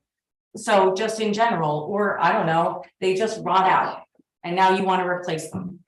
Are you allowed to put something new that you can go and buy at Lowe's that is affordable in your budget? Or are you going to have to be under this regulation and this government? You know, regulation about what kind of materials you can use to replace your home? Yes, You know, you would. See, I'm not really like, but our zoning code already requires that. Yes, Steve, can you please just kind of in a bullet fashion talk about the restrictions and the funding? And I think those are the two questions that might resolve some of the. So the CLG program would be overseeing the two areas of the city of Oneonta currently, which include downtown Oneonta and Walnut Street. So those are the only two areas that are impacted by the solar base. The downtown district currently has a zoning ordinance that already requires you to use specific materials, do repairs in a specific manner in order to not only protect the historical integrity of downtown, but to avoid things like the Braziz building where you have an entire facade covered with sheet metal. So that is part of what this is doing is the idea is not only is it protecting, it's also ensuring that future investment is done at a certain level so that we see positive economic growth in those parts of the city. There is a review board that reviews material choices, they review architectural determinations of alterations to these buildings. Downtown Oneonta already requires that through the planning commission. So if you want to make an alteration to the exterior of your building in downtown Oneonta, you're required to go to the planning commission for review. Because we didn't have a CLG ordinance, so we defaulted to using a zoning ordinance instead. In order to be eligible for some grant funding, in order to be eligible for some potential tax incentives that are associated with programs like these, you have to have a CLG. If you don't have a CLG, you're not eligible. So what we're doing right now is we have all the teeth, we have all the stick, especially downtown, but you're not getting any return for it. It's just, you're required to do it because that's the law. okay, There's a section here on hardship. If you are a homeowner and you can show financial hardship, there are ways to for the architectural review board to basically give relief from that financial hardship. They're required to give relief to, it's just like a zoning variance. They're only required to give relief to a specific point. So basically, like you're supposed, if you get a zoning variance, the variance is only the minimum needed to make something work. So that's what the hardship program is here. You have to show that in dollars and cents. You have to come in and say, here's my income, here's my project cost, here's my, so it's not just saying, I don't want to do it because it's expensive. You have to actually show financial hardship. But there is that written into the CLG ordinance. On page 11. Yeah, but So Steve, downtown Springbrook project, Yes, they're not replacing the windows because of this cost prohibitive. correct. They're actually gonna be putting triple tracks on the inside of the window. Yep. There you What's go. the so we're still going to be wasting natural resources because we're not replacing the energy efficient windows and doors because of this standard. So here's a multi-million-dollar organization who cannot afford to move forward on this. And they're already investing $6.5 million. I have concerns that we're going to be enforcing a standard that's not for preservation of our natural resources. I mean, for me, I thought you were the same, that you'd want to build the most green property that we could do. And that isn't green, that's just wasting energy. I would disagree with that. You would just agree that leaving single I would just- asphalt and putting triple tracks on the inside is not being green? I would say that there are alternatives to replacing the entire window unit. There are, like you said, interior storms and exterior storms. There were ways in that project that they could have incorporated other green technology that they did not. So I mean, to argue that, to make the window argument is kind of forest in the trees. Like you're picking one thing. So yes, Springbrook opted not to replace their windows. Right. But that's not a failure of historic preservation. That's a determination Springbrook made. But isn't the standard that historic preservation has on the windows that need to be installed is so high in cost that they couldn't afford to do it? So they're opting to maintain the existing windows and put in storm windows, which is an option to make that route. Right, so what do they do about the wooden frames if they're rotten They would have to replace them with or repair them with the specific wood that it was made out of? with a window that meets the requirement. The SHPO sets up. So they couldn't use There are existing windows that are made out of composite materials. There's existing materials that are clad windows. I mean, there's a ton of different materials that are approved that SHPO approves. And that this architecture review board could theoretically approve. Are they more expensive? Typically, yes. But they're a higher quality material. This is essentially a choice, but as far as the Springbrook building, it was a Springbrook choice to do what they did. Right. There is a property in my ward that rather than replace the windows and build in, have specially made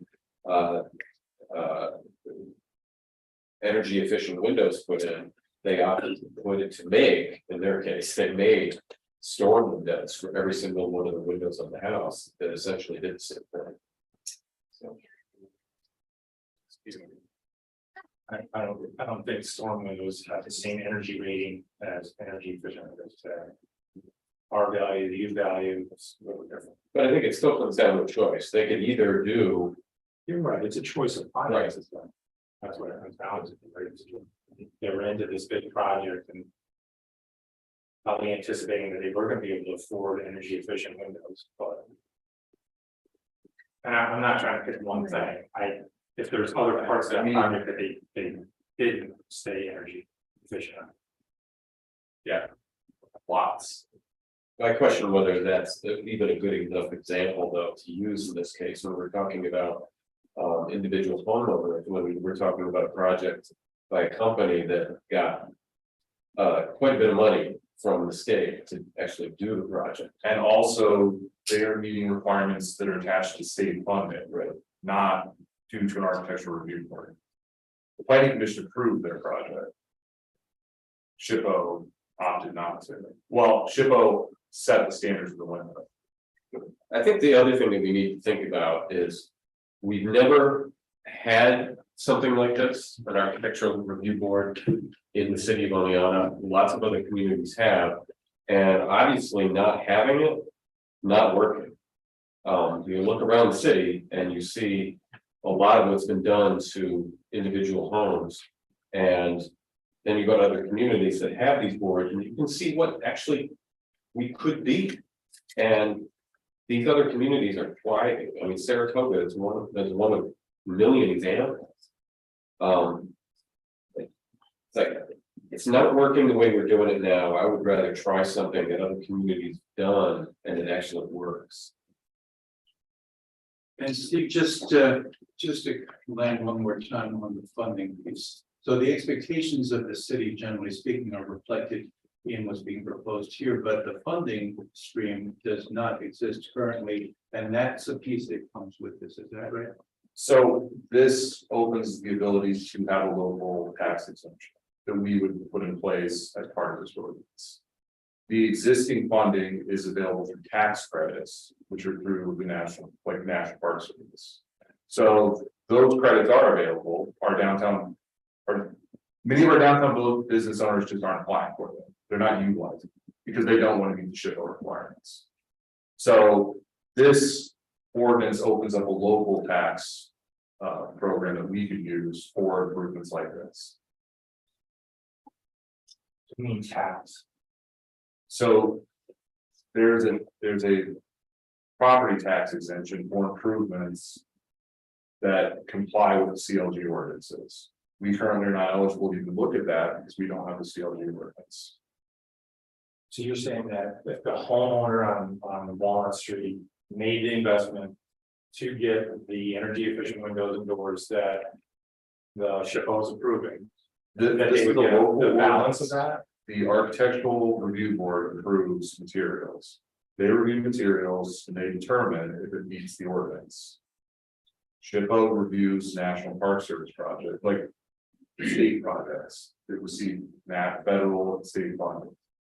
This review board is reviewing local projects, the local board. They're tasked with determining the in-kind replacement of windows and doors. So if I get a grant from the state government, I have to comply with what SHPO says. Okay. This ordinance is an architectural review board, just like the zoning board. They make determinations based on what they think is in that ordinance. They're not complying necessarily with every piece of state. I mean, there's a night you have to walk there, but this isn't governed through the state, it's a local ordinance. And if we pass the tax credit authorization, if they complied with it, then they could get the tax abatement. They cannot currently get the tax abatement, even if they comply, because we don't have the statute. Because we don't have the statute, because we don't have a review board. So it's impossible for anyone to ever, for us to pass the statute, which would allow the local business person or homeowner to get tax abatement. This is a local tax abatement mechanism. So do you feel that they would get the difference from what you and your house outside of that historic preservation area, which you're gonna put in for energy efficient windows and doors, to what the other standard is? That difference, are we looking at they would be potentially getting that money back? I mean, I don't buy into window arguments, so, I mean, I installed energy efficient windows in my house. Okay. I removed existing historic windows, I replaced them in kind with a replacement that would meet this requirement, or would meet SHPO standard. It was expensive, they're nice windows. I mean, it's an investment that the homeowner has to determine. I don't know if it vastly increases my energy savings. It was just a decision that I made for myself. I mean, it would be up to you have the energy audit every house to determine if improving the windows would return more than just insulating the attic higher or airproofing, putting in weather stripping. I mean, that's Right. I mean, these historic homes, they have major windows in them though. When I go up and down this area, I'm looking at it, and most of them have a tremendous amount of glass. correct. So, Sure. Put storm windows on it. See what it does. I mean, I just, you're asking a question, like windows and doors are not typically the only way to improve the efficiency of a building. They're not necessarily even the best payback to energy, improve energy efficiency. Like there's not a direct correlation all the time between window and door replacement versus weather stripping, storm windows, and insulating attics. Like it's not just a to B. But yeah, it would cost more money. It's more expensive. and then I think it's on page 15. Is that common for your codes to have the threat of in jail for up to a year? Yes. Our For this local ordinance has architectural $1,000 a day, and we're up to 15 days in jail per day in violation. So this architectural review board would have that. purview. It's copy and pasted from other sections of the municipal code that we currently have. Let me jump in there. No board or commission has the authority to prosecute anything. Okay. Thank you. That's only does with the prosecutor's office. Which is done through the code office. So they would turn it over to you and you would turn it over to David. No, I'm not saying prosecutor. Oh, Big prosecutor. sorry. Yes, Whatever you mean. yeah. And then the judge would determine whether they would put someone in jail for a year, which I have never seen put anyone in jail for a day, so.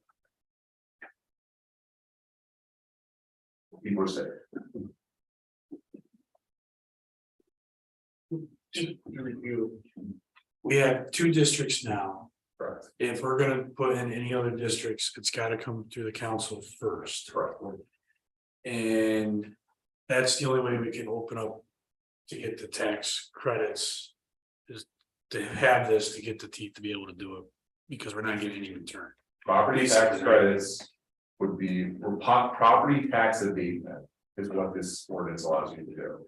Currently, people are allowed to get tax credits from the federal level if they comply with those standards, but that's an entirely separate program.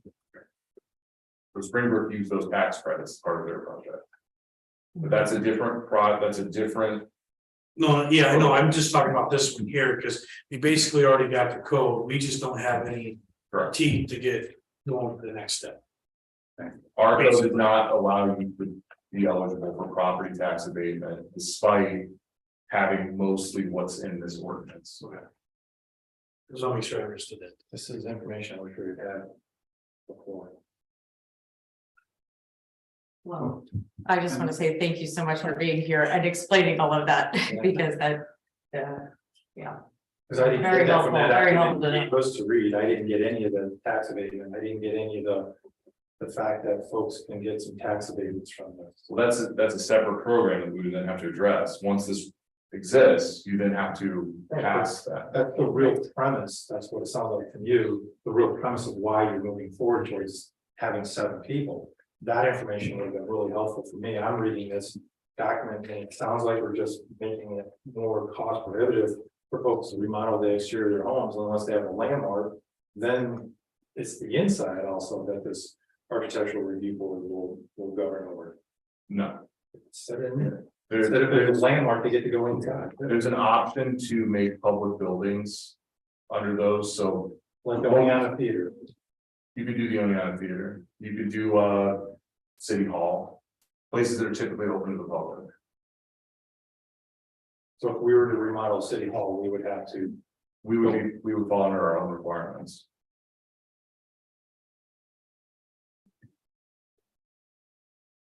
But we wouldn't get any tax abatement because we don't tax ourselves. That. So do we have enough discussion having happened here that we can move on to a vote? Any other questions for anyone or any additional discussion on this? Okay, in that case, we would take. Councilmember Murphy. Sorry, folks.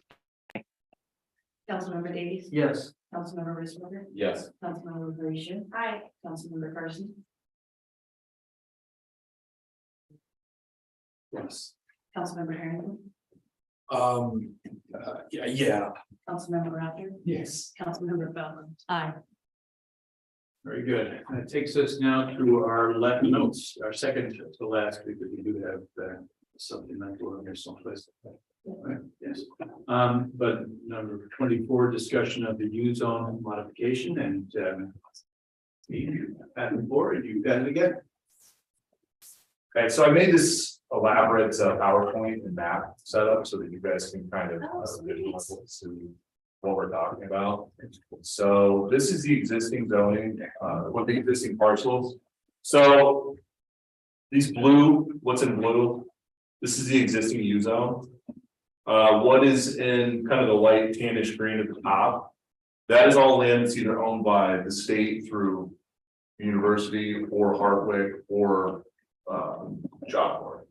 So that's what that kind of up there is. All the areas in yellow are areas that we would theoretically move into the U zone. So you've got this section here, and you've got this parcel at the top. Okay, hop to the next slide. So that's what it would look like when it was done. This would be the U zone. So everything in blue would be the new U zone. Everything in tan is in the town, so we have no jurisdictional authority over it. So that's kind of the visual of what you've got there. But keep in mind that TAM land is largely owned by either the universities or Job Corps.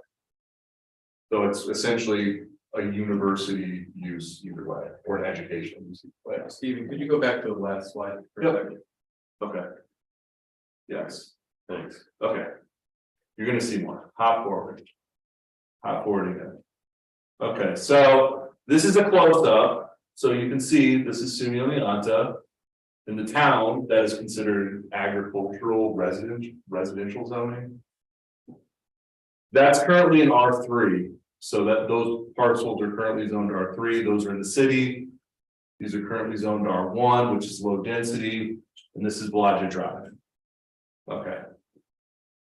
So this is Hardwick. These are currently zoned U. These are currently zoned in U2. Flint Street, West Street, Chestnut. So as you can see in this map, you've kind of got like a weird, I hate to use the word arbitrary when we're talking about zoning, but you've got a weird. I'll defend you. You've got this is University District, and then you have a very, so this and this, MU2, MU2, these are zoned the same. So if you drive down Chestnut Street, you know what's on Chestnut Street. West Street is zoned the same way. If you've ever driven up West Street, you probably noticed it doesn't really look like Chestnut Street. The uses aren't the same, the buildings aren't the same, but these are zoned the same. So move forward one more. So what we're looking at, this is just kind of a breakdown now without the map. Hartwick, MU2, R4, which is high density residential, which allows R4 zones, you can open a bar in your house, you can have laundromats, you can pretty much do whatever you want. MU2, you can build a Walgreens, you could, you know, sky's the limit, build a drive-through, Dunkin' Donuts, whatever. So this and this are zoned the same, and these are zoned almost the same as this. So as you can see in this map, you've kind of got like a lot of zoning kind of coming together. And again, this and this, in reality, we know are not the same. They're not the same uses, they're not the same types of uses. It's, I don't know if at some point we thought West Street was going to become more like Chestnut Street, and that's why it was zoned that way, but also kind of problematic is this, and this don't match. So the U district on Clinton Street has very different uses and it has very different development standards than Chestnut Street, than West Street. So for some reason, what we did was some of these are zoned U and some of these are zoned MU2. So as you get close to the top of Clinton Street, we have people who can build Walgreens and then next door you cannot. So you kind of got a weird, like. Was it based that way because of the traffic pattern on West Street? Because West Street's heavy traffic. The zoning that we currently have doesn't address traffic, it addresses land uses. So I understand that, but, and we're only talking about this going back about 10 years when this was redone. So that's why I'm wondering, did they do this? There must have been a method or a reason why they did this. I don't know. So if you move forward one more slide. This is kind of the other thing. So this is Bellagio Drive, that's zoned R3, which is again a fairly high district. These are all low density. So this is an R1. This is agricultural, low density residential, parks, R2, which is single family homes, and this is SUNY Oneonta. So even in this R3 zone, you can do things like you can open an inn that has 15 bedrooms and a tavern and a restaurant. So there's a lot more kind of like commercial type uses that are allowed in that R3 zone that we don't permit in these adjacent zones that are not in this town land. And again, this is like an island of R3 in a realm of totally separate uses. I mean, this was just zoned R3, I think, because there was an apartment. Steven, is that one ownership or is there multiple ownerships of land in that? This, Yellow, the proposed. there's two separate parcels. So there's One owner, no, there's two different, Two owners. yeah, two different. The both apartment complex. Both are, There's no resident, it's single family homes. not that I'm aware of. There might be someone who puts that in. Okay, go. So, actually, let's go back a couple here, let's go back to the original. Okay, back. So if we go back to this, what you really see is. This new map essentially just eliminates that swath of MU2. And brings it in line with this, so basically this entire section, instead of being split in U2 and U. Just all becomes U district. So we just say, let's get rid of that higher. I don't even want to call it higher density, I want to say, let's get rid of that kind of disparate land use pattern. That doesn't really fit with West Street. And bring it to this U district. Okay, so click back to our last slide. So this goes into like, so we adopted a form-based code for the downtown. The concept of the form-based code is essentially, we get away from focusing on land uses and we focus more on like how things look, like aesthetic, how things are being built, why they're being built. We're not focused on, is this a 3-family home or 1-family home? Like, if it looks like a 1-family home, that's great. It might have 3 units in it, it might have 4 units in it, it might have 6 units. But what we're focused on is, how does this structure look? And how does it interact with other structures around it? So, what we look at with like a proposal like this is ensure development that's complementary to existing land uses as well as the existing built environment. So our current built environment and land uses in that area are not in U2. And they're not, there's no reason to believe that West Street will all of a sudden become Chestnut Street. So enabling people to develop it in a way that is like Chestnut Street is fairly detrimental, because if you construct a Walgreens on West Street, you're gonna have a lot of single family homeowners or 2-family homes or whatever that are saying, you totally changed how my neighborhood feels, you totally changed my ability to like kind of exist in it. So the idea of a form-based code is we say, well, we want to provide a flexible mix of land uses, but we don't want to ignore the fact that those land uses do impact other people living in that neighborhood. We want to encourage economic activity in close proximity to Hartwood and Sunyata, provide a mix of housing options. Big one, streamline review processes within the zone and ensure uniform and consistent outcomes. So the big part of a form-based code, which is what we have in our downtown, is we get rid of a lot of the arbitrary review by providing specific standards within the zoning ordinance. So instead of saying, oh, you want to build a 200 square foot garage, you have to go to the planning commission, then you have to go to the zoning board, you have to do this kind of elaborate dog and pony show to do anything. We say the zoning code says your house has to have this type of setback, it can't exceed this height.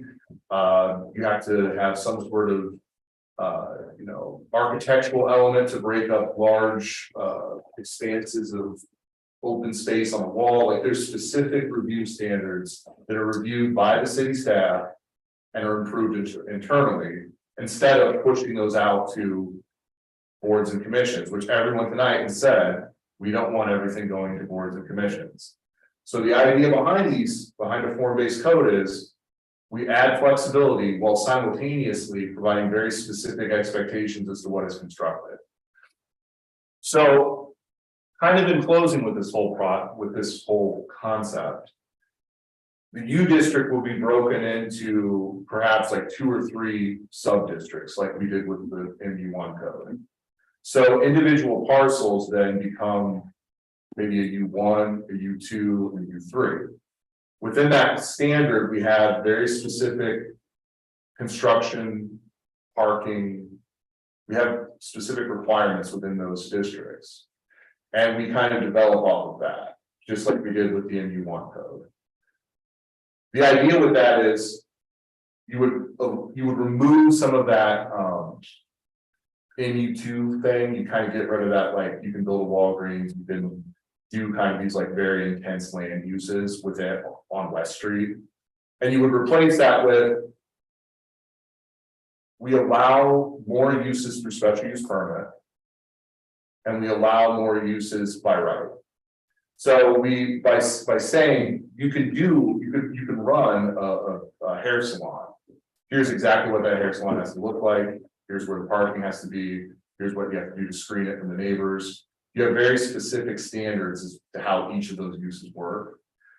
And that removes kind of this like review process and this kind of elaborate. I have to go to the planning commission and have an arbitrary board make decisions about what they like or don't like about what I'm trying to do. So it streamlines everything and it gives us a uniform. We know what we're getting, we know what we expect. The developer or person doing the project knows what to expect. They know what they're getting, they know what the process looks like from our end. And if they want to deviate from it, they would go to the ZBA. They'd have to get a zoning board, yeah, they'd have to get a zoning. You're never gonna get rid of the ZBA. Right, so the U1, U2, U3 that you mentioned, would that take care of that, like, what we learned from the solar array project was that, you know, the 10-story house could, or the 10-story building could build right there next to those neighbors. So we're kind of, that's actually right in that. So what we're doing is we're saying by kind of making these subzones, which is exactly what we did in the downtown, we say not everything that's zoned in U1 is Main Street. Not everything that's zoned U is Hardwick's campus. We have a lot of land that is not just the campus. Currently in the U district, you can construct like a 10-story building, like 100 feet off of a single family home. And there's nothing, the code allows it by right. Because what we said was, well, this is all U, so it's all the same. But in reality, we know that is not the case. So by kind of subdividing those zoning districts and having very specific standards for buffering, for setbacks from single family zones, you can kind of like fine tune what's okay on Hardwick's campus might not be okay on West Street. Right.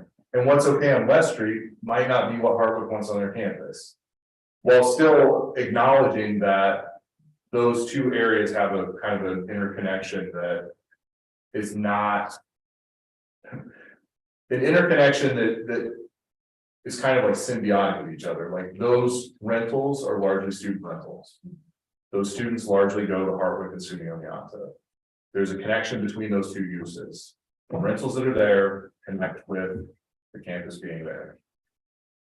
A place like Hillside Commons, mostly student rentals, mostly student tenants. That building is there because SUNY Oneonta is there. Most of those land uses are connected.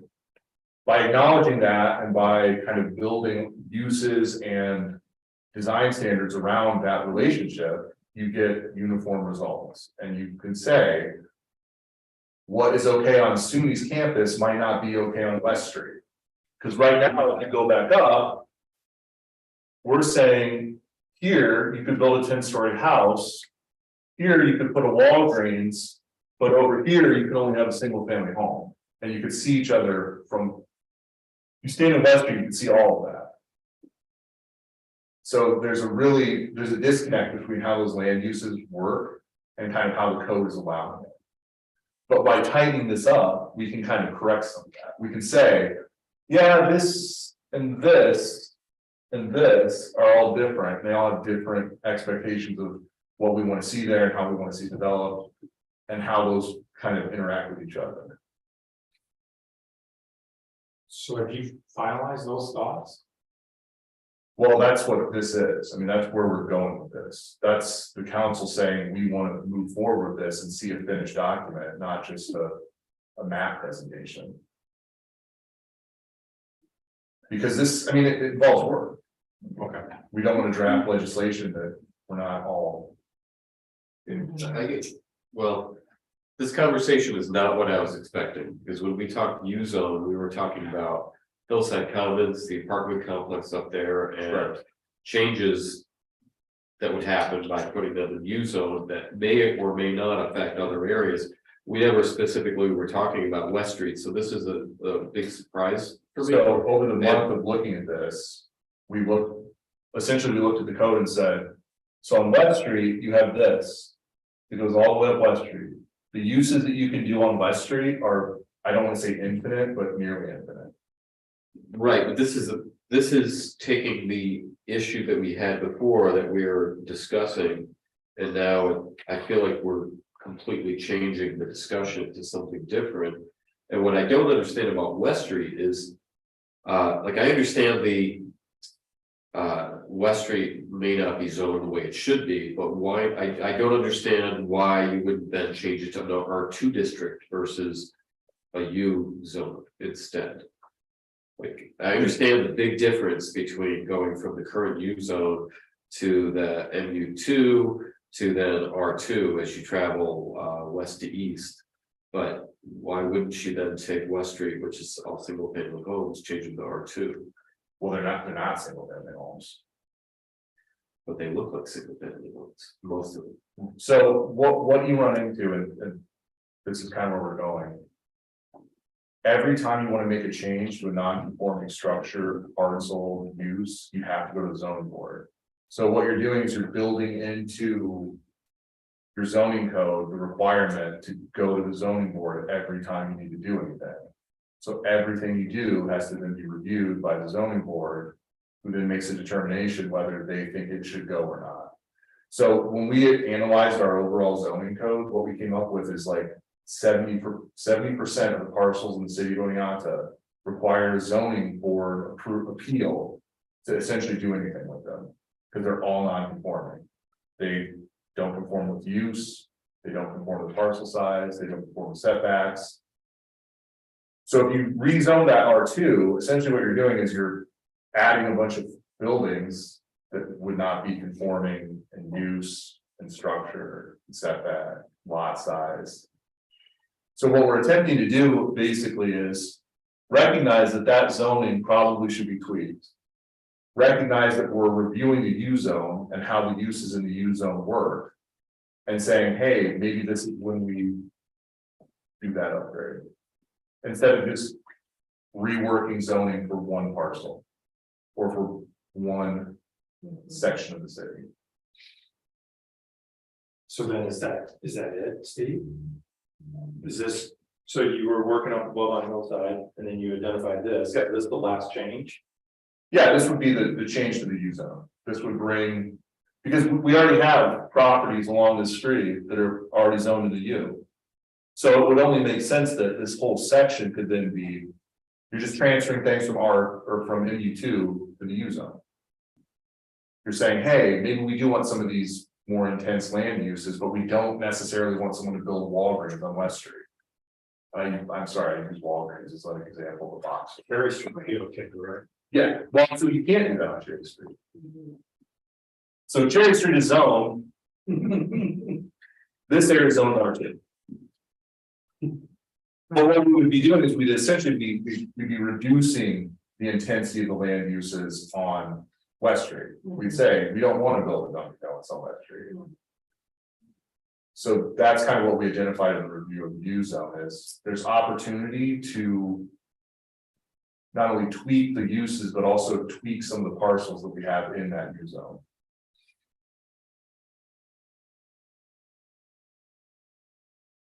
Mostly being like special use permits. And right now, in this picture, everything that's under proposed U parcels, they're all currently MU2? Yeah. Yes. Yeah. So I mean, MU2, if you think about like Main Street, where the Dunkin' Donuts is on Main Street, that's MU2. Down by Alfresco's, that's MU2. Chestnut Street, that's MU2. I don't think MU2 when I think West Street. In fact, I can't think of any mixed uses on West Street. To Dave's original point, we were talking about a very small parcel and a building within that, and then this, as you've extrapolated from that, the modifications that need to get made as you start to take a look at the zoning in its entirety. This is a much more holistic approach to treating our zoning problems. And moves us a little bit more quickly down the road to having something that is more in line with your strategies as. Yeah, I mean, I think that this gives us. This moves us away from looking at one parcel and being like, let's make a solution for one parcel, which doesn't make sense. Like, you don't zone one parcel. You don't zone 4 parcels. I mean, you can, but the intent isn't to just adjust zoning for one-offs, and then we just keep doing one-offs. This is a way to say, look, maybe, you know, if we're gonna do it, we may as well just do it all at once, do it right. It's potentially more clarifying too for the people who are in that zone. And they're not going to wind up at the ZBA, they're not going to wind up in certain cases running through the planning commission, that everything is going to be as cleanly laid out as it is in the MV1. Right. Can you elaborate on the process of taking the U zone and kind of pinpointing the particular usage? I mean, what would that process look like? Are there already defined kind of get numbers U2, U4, whatever it might be? I mean, how does that work? We have one large U zone, Right. and that one large U zone treats everything that's zone U as part of it, or SUNY. So what we found is, by being very broad with the uses in those zones, you could say like, well, what's an accessory use in the U? Well, anything that the college deems as accessory to their goal. So what you find is, because we don't have very definitive standards, we say, well, would a TGI, would a Chili's be accessory to college use? If they said, well, we make a certain amount of revenue off of it and lease it, and our kids work there as part of the food and beverage program. Well, that's an accessory use now. Well, okay. I mean, a conference center, well, that's an accessory use to the college. I mean, they might rent it out, they might have weddings at it, they might. So because we haven't really defined like what that means or how it impacts the adjacent community. We basically say, well, you can kind of do whatever you want. You want to build a 10-story dorm, as long as it's X amount of feet off the property line, have at it. It doesn't matter if the house next door to it is, 1,800 square foot ranch style house. There's nothing protecting the adjacent uses, and there's nothing in the code that says Hartwick in front of, Brazee Hall isn't the same as this parcel on Clinton Street. So we haven't really, our code currently doesn't really differentiate between any of that. It just says, U zone, do whatever you want. Within reason. U zone, build a dorm. There's really no standard on the dorm. It's part of that was to give Hartwick a consistent opportunity to compete with what Suco was doing. Suco, because it's New York State facility, they inform us what they're going to do, and then they do it, and they do their own secret. We have absolutely no authority to do anything. They have a Starbucks on campus, right? So they want to have a Starbucks on campus. They put a Starbucks on campus. So the feeling was that by giving Hartwick similar availability to do optional things, do flexible things on their campus, it put them more on par and made essentially the same sense as what was happening literally next door across the hill.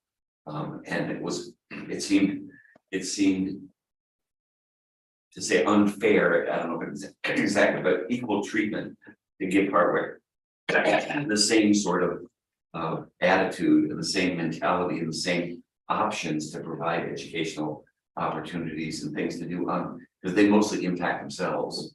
And that's why when the entire U zone was established in the first place was to create areas that were treated as essentially as separate entities. Now, again, we ran into problems with that when we ran into lighting for the Hartwick Fields. And in a similar manner, we had issues with some of the ball fields with Suco. So it's not perfect, but the purpose of those things were, again, to provide parity between the two biggest educational institutions and their mission in ways that didn't really protect or didn't really impact single family residences in Center City. That just didn't it seemed like a way to do that. It's just to put it in historic consequences of why that was done that way to begin with, and why we have university zones at all. And part of that is acknowledging that, like Dave said, on Hartwick's campus, those uses are probably fine. The Starbucks on Hartwick's campus is probably great. We would be okay with that. Do we necessarily want a Starbucks drive-through or something? You know, right here. Or right here. So the idea is that by breaking those zoning districts down a little bit, you can make very specific requirements and very specific design standards for very specific sections of the parcels. That was exactly what I wanted to hone in, so just understand a little more. I'm sorry, I'm a little dense here with this whole thing, but by defining it as a U zone, we can also then further kind Yes. of define it a little bit Yeah. more, so they're not able to build a Starbucks or the 10-story dorm on, Right. on a particular parcel. Do we have control of that? Is that ours? Okay. So like our MU1 zone, we have a generic MU1 zone. Within that MU1 zone, we have 3 different sub districts basically, that all have specific requirements based on where those parcels are in that zone. Because what we acknowledge is not everything is Main Street. Some of it's E Street, some of it's Market Street. Those areas have totally different feels and they have totally different, you know, we have different goals. Like our zoning has different goals for those areas. So like with the U district, by adding some of these parcels, we kind of get rid of this by right. Super high density kind of chestnut feel, and we move towards, maybe in this area, we say. We want this to be residential housing, we want it to be 1, 2, and 3 family homes, we don't want it to be apartments, we can kind of fine tune that to whatever we want. We can look at what's there and say, are most of these homes 1, 2, and 3 family homes? Okay, that's the density threshold. We say, here we want 1, 2, and 3 family homes. Maybe here we say apartments, and maybe as you move up, you go into more dorm structures, and then you have setback and buffering requirements. So we can do whatever we want, as long as we can make a reasonable argument for it. Because it's all local, I mean, that's zoning is entirely local. We control it, we do what we want with it. Okay, I have two questions. One is about the kind of little loop where there are 3 colors, so. Yep. The proposed U, the existing U, and then the MU2, where Chestnut and Clinton, yeah. So what was the thought process on leaving those parcels as MU2? This all fronts on Chestnut Street.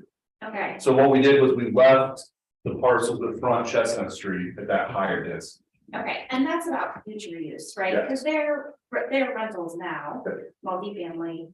Okay, but we're just saying, like, if those landowners wanted to sell and build a Starbucks, that would be fine. Yeah, because it's on Chestnut, we acknowledge that Chestnut is commercial, it's already existing commercial. The future, we want it to continue to be commercial, I mean, we're not looking for people to build single family homes on Chestnut Street necessarily. Right, right. You can, but we don't want to limit ourselves with that. Yeah, I guess for me, I was thinking about without the break of like Clinton Street, do you know what I mean? That like those folks on West and even backing up to those parcels. You're talking about, you know, something changing their quality of living. So I'm just thinking about, you know, if someone was to sell those rental properties and build, you know, to a developer and build a Starbucks or whatever is allowed in that zone, that because there's no you know, geographical break at all, you know, you would have a Starbucks for a neighbor. Right.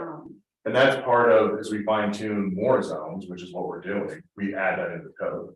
Okay, I mean, that's part of updating the zoning code is.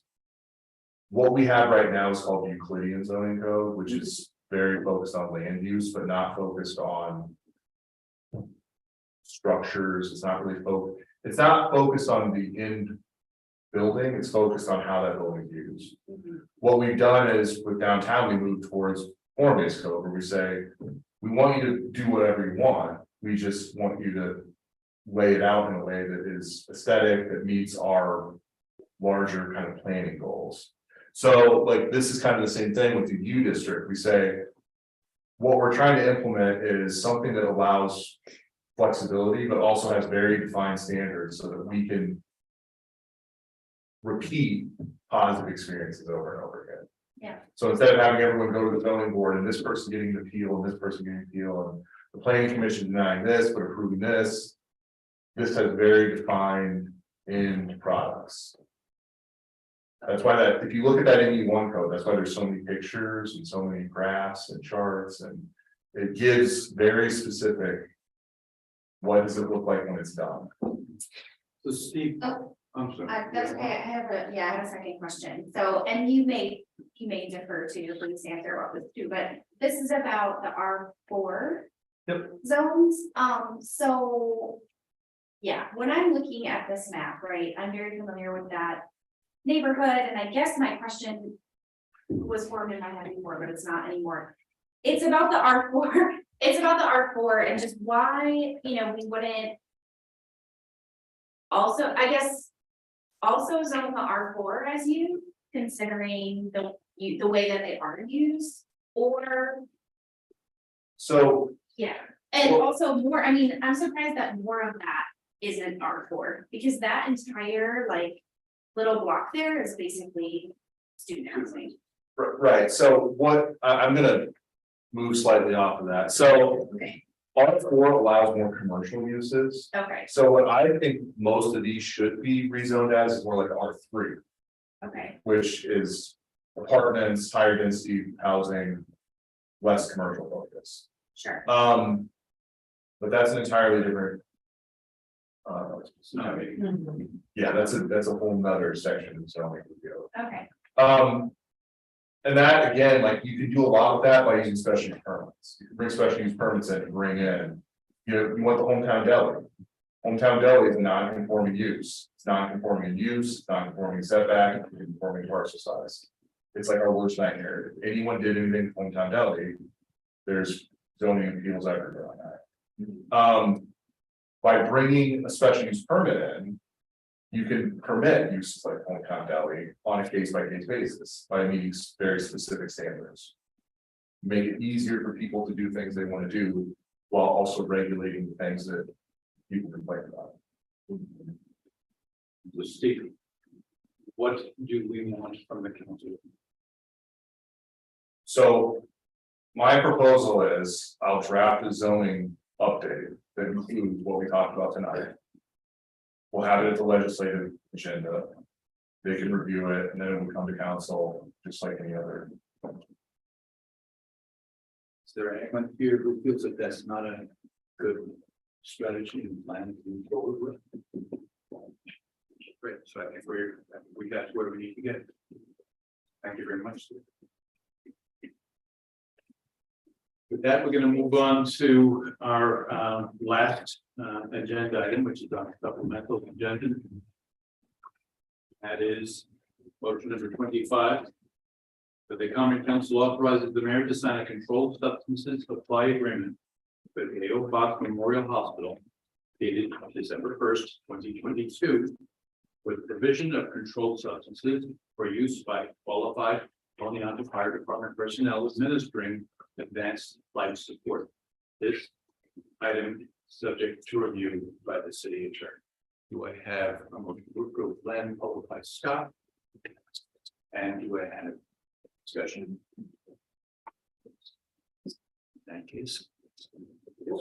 Councilmember Murphy, Aye. Councilmember Davis. Yes. Councilmember Risberger, Yeah. Councilmember Flourishing. Aye. Councilmember Carson, Yes. Councilmember Henry, Yes. Councilmember Rafter. Yes. Councilmember Farley. Aye. Wonderful. Takes us now to additional business or council discussion. Do we have anything for the council to be made aware of? Right.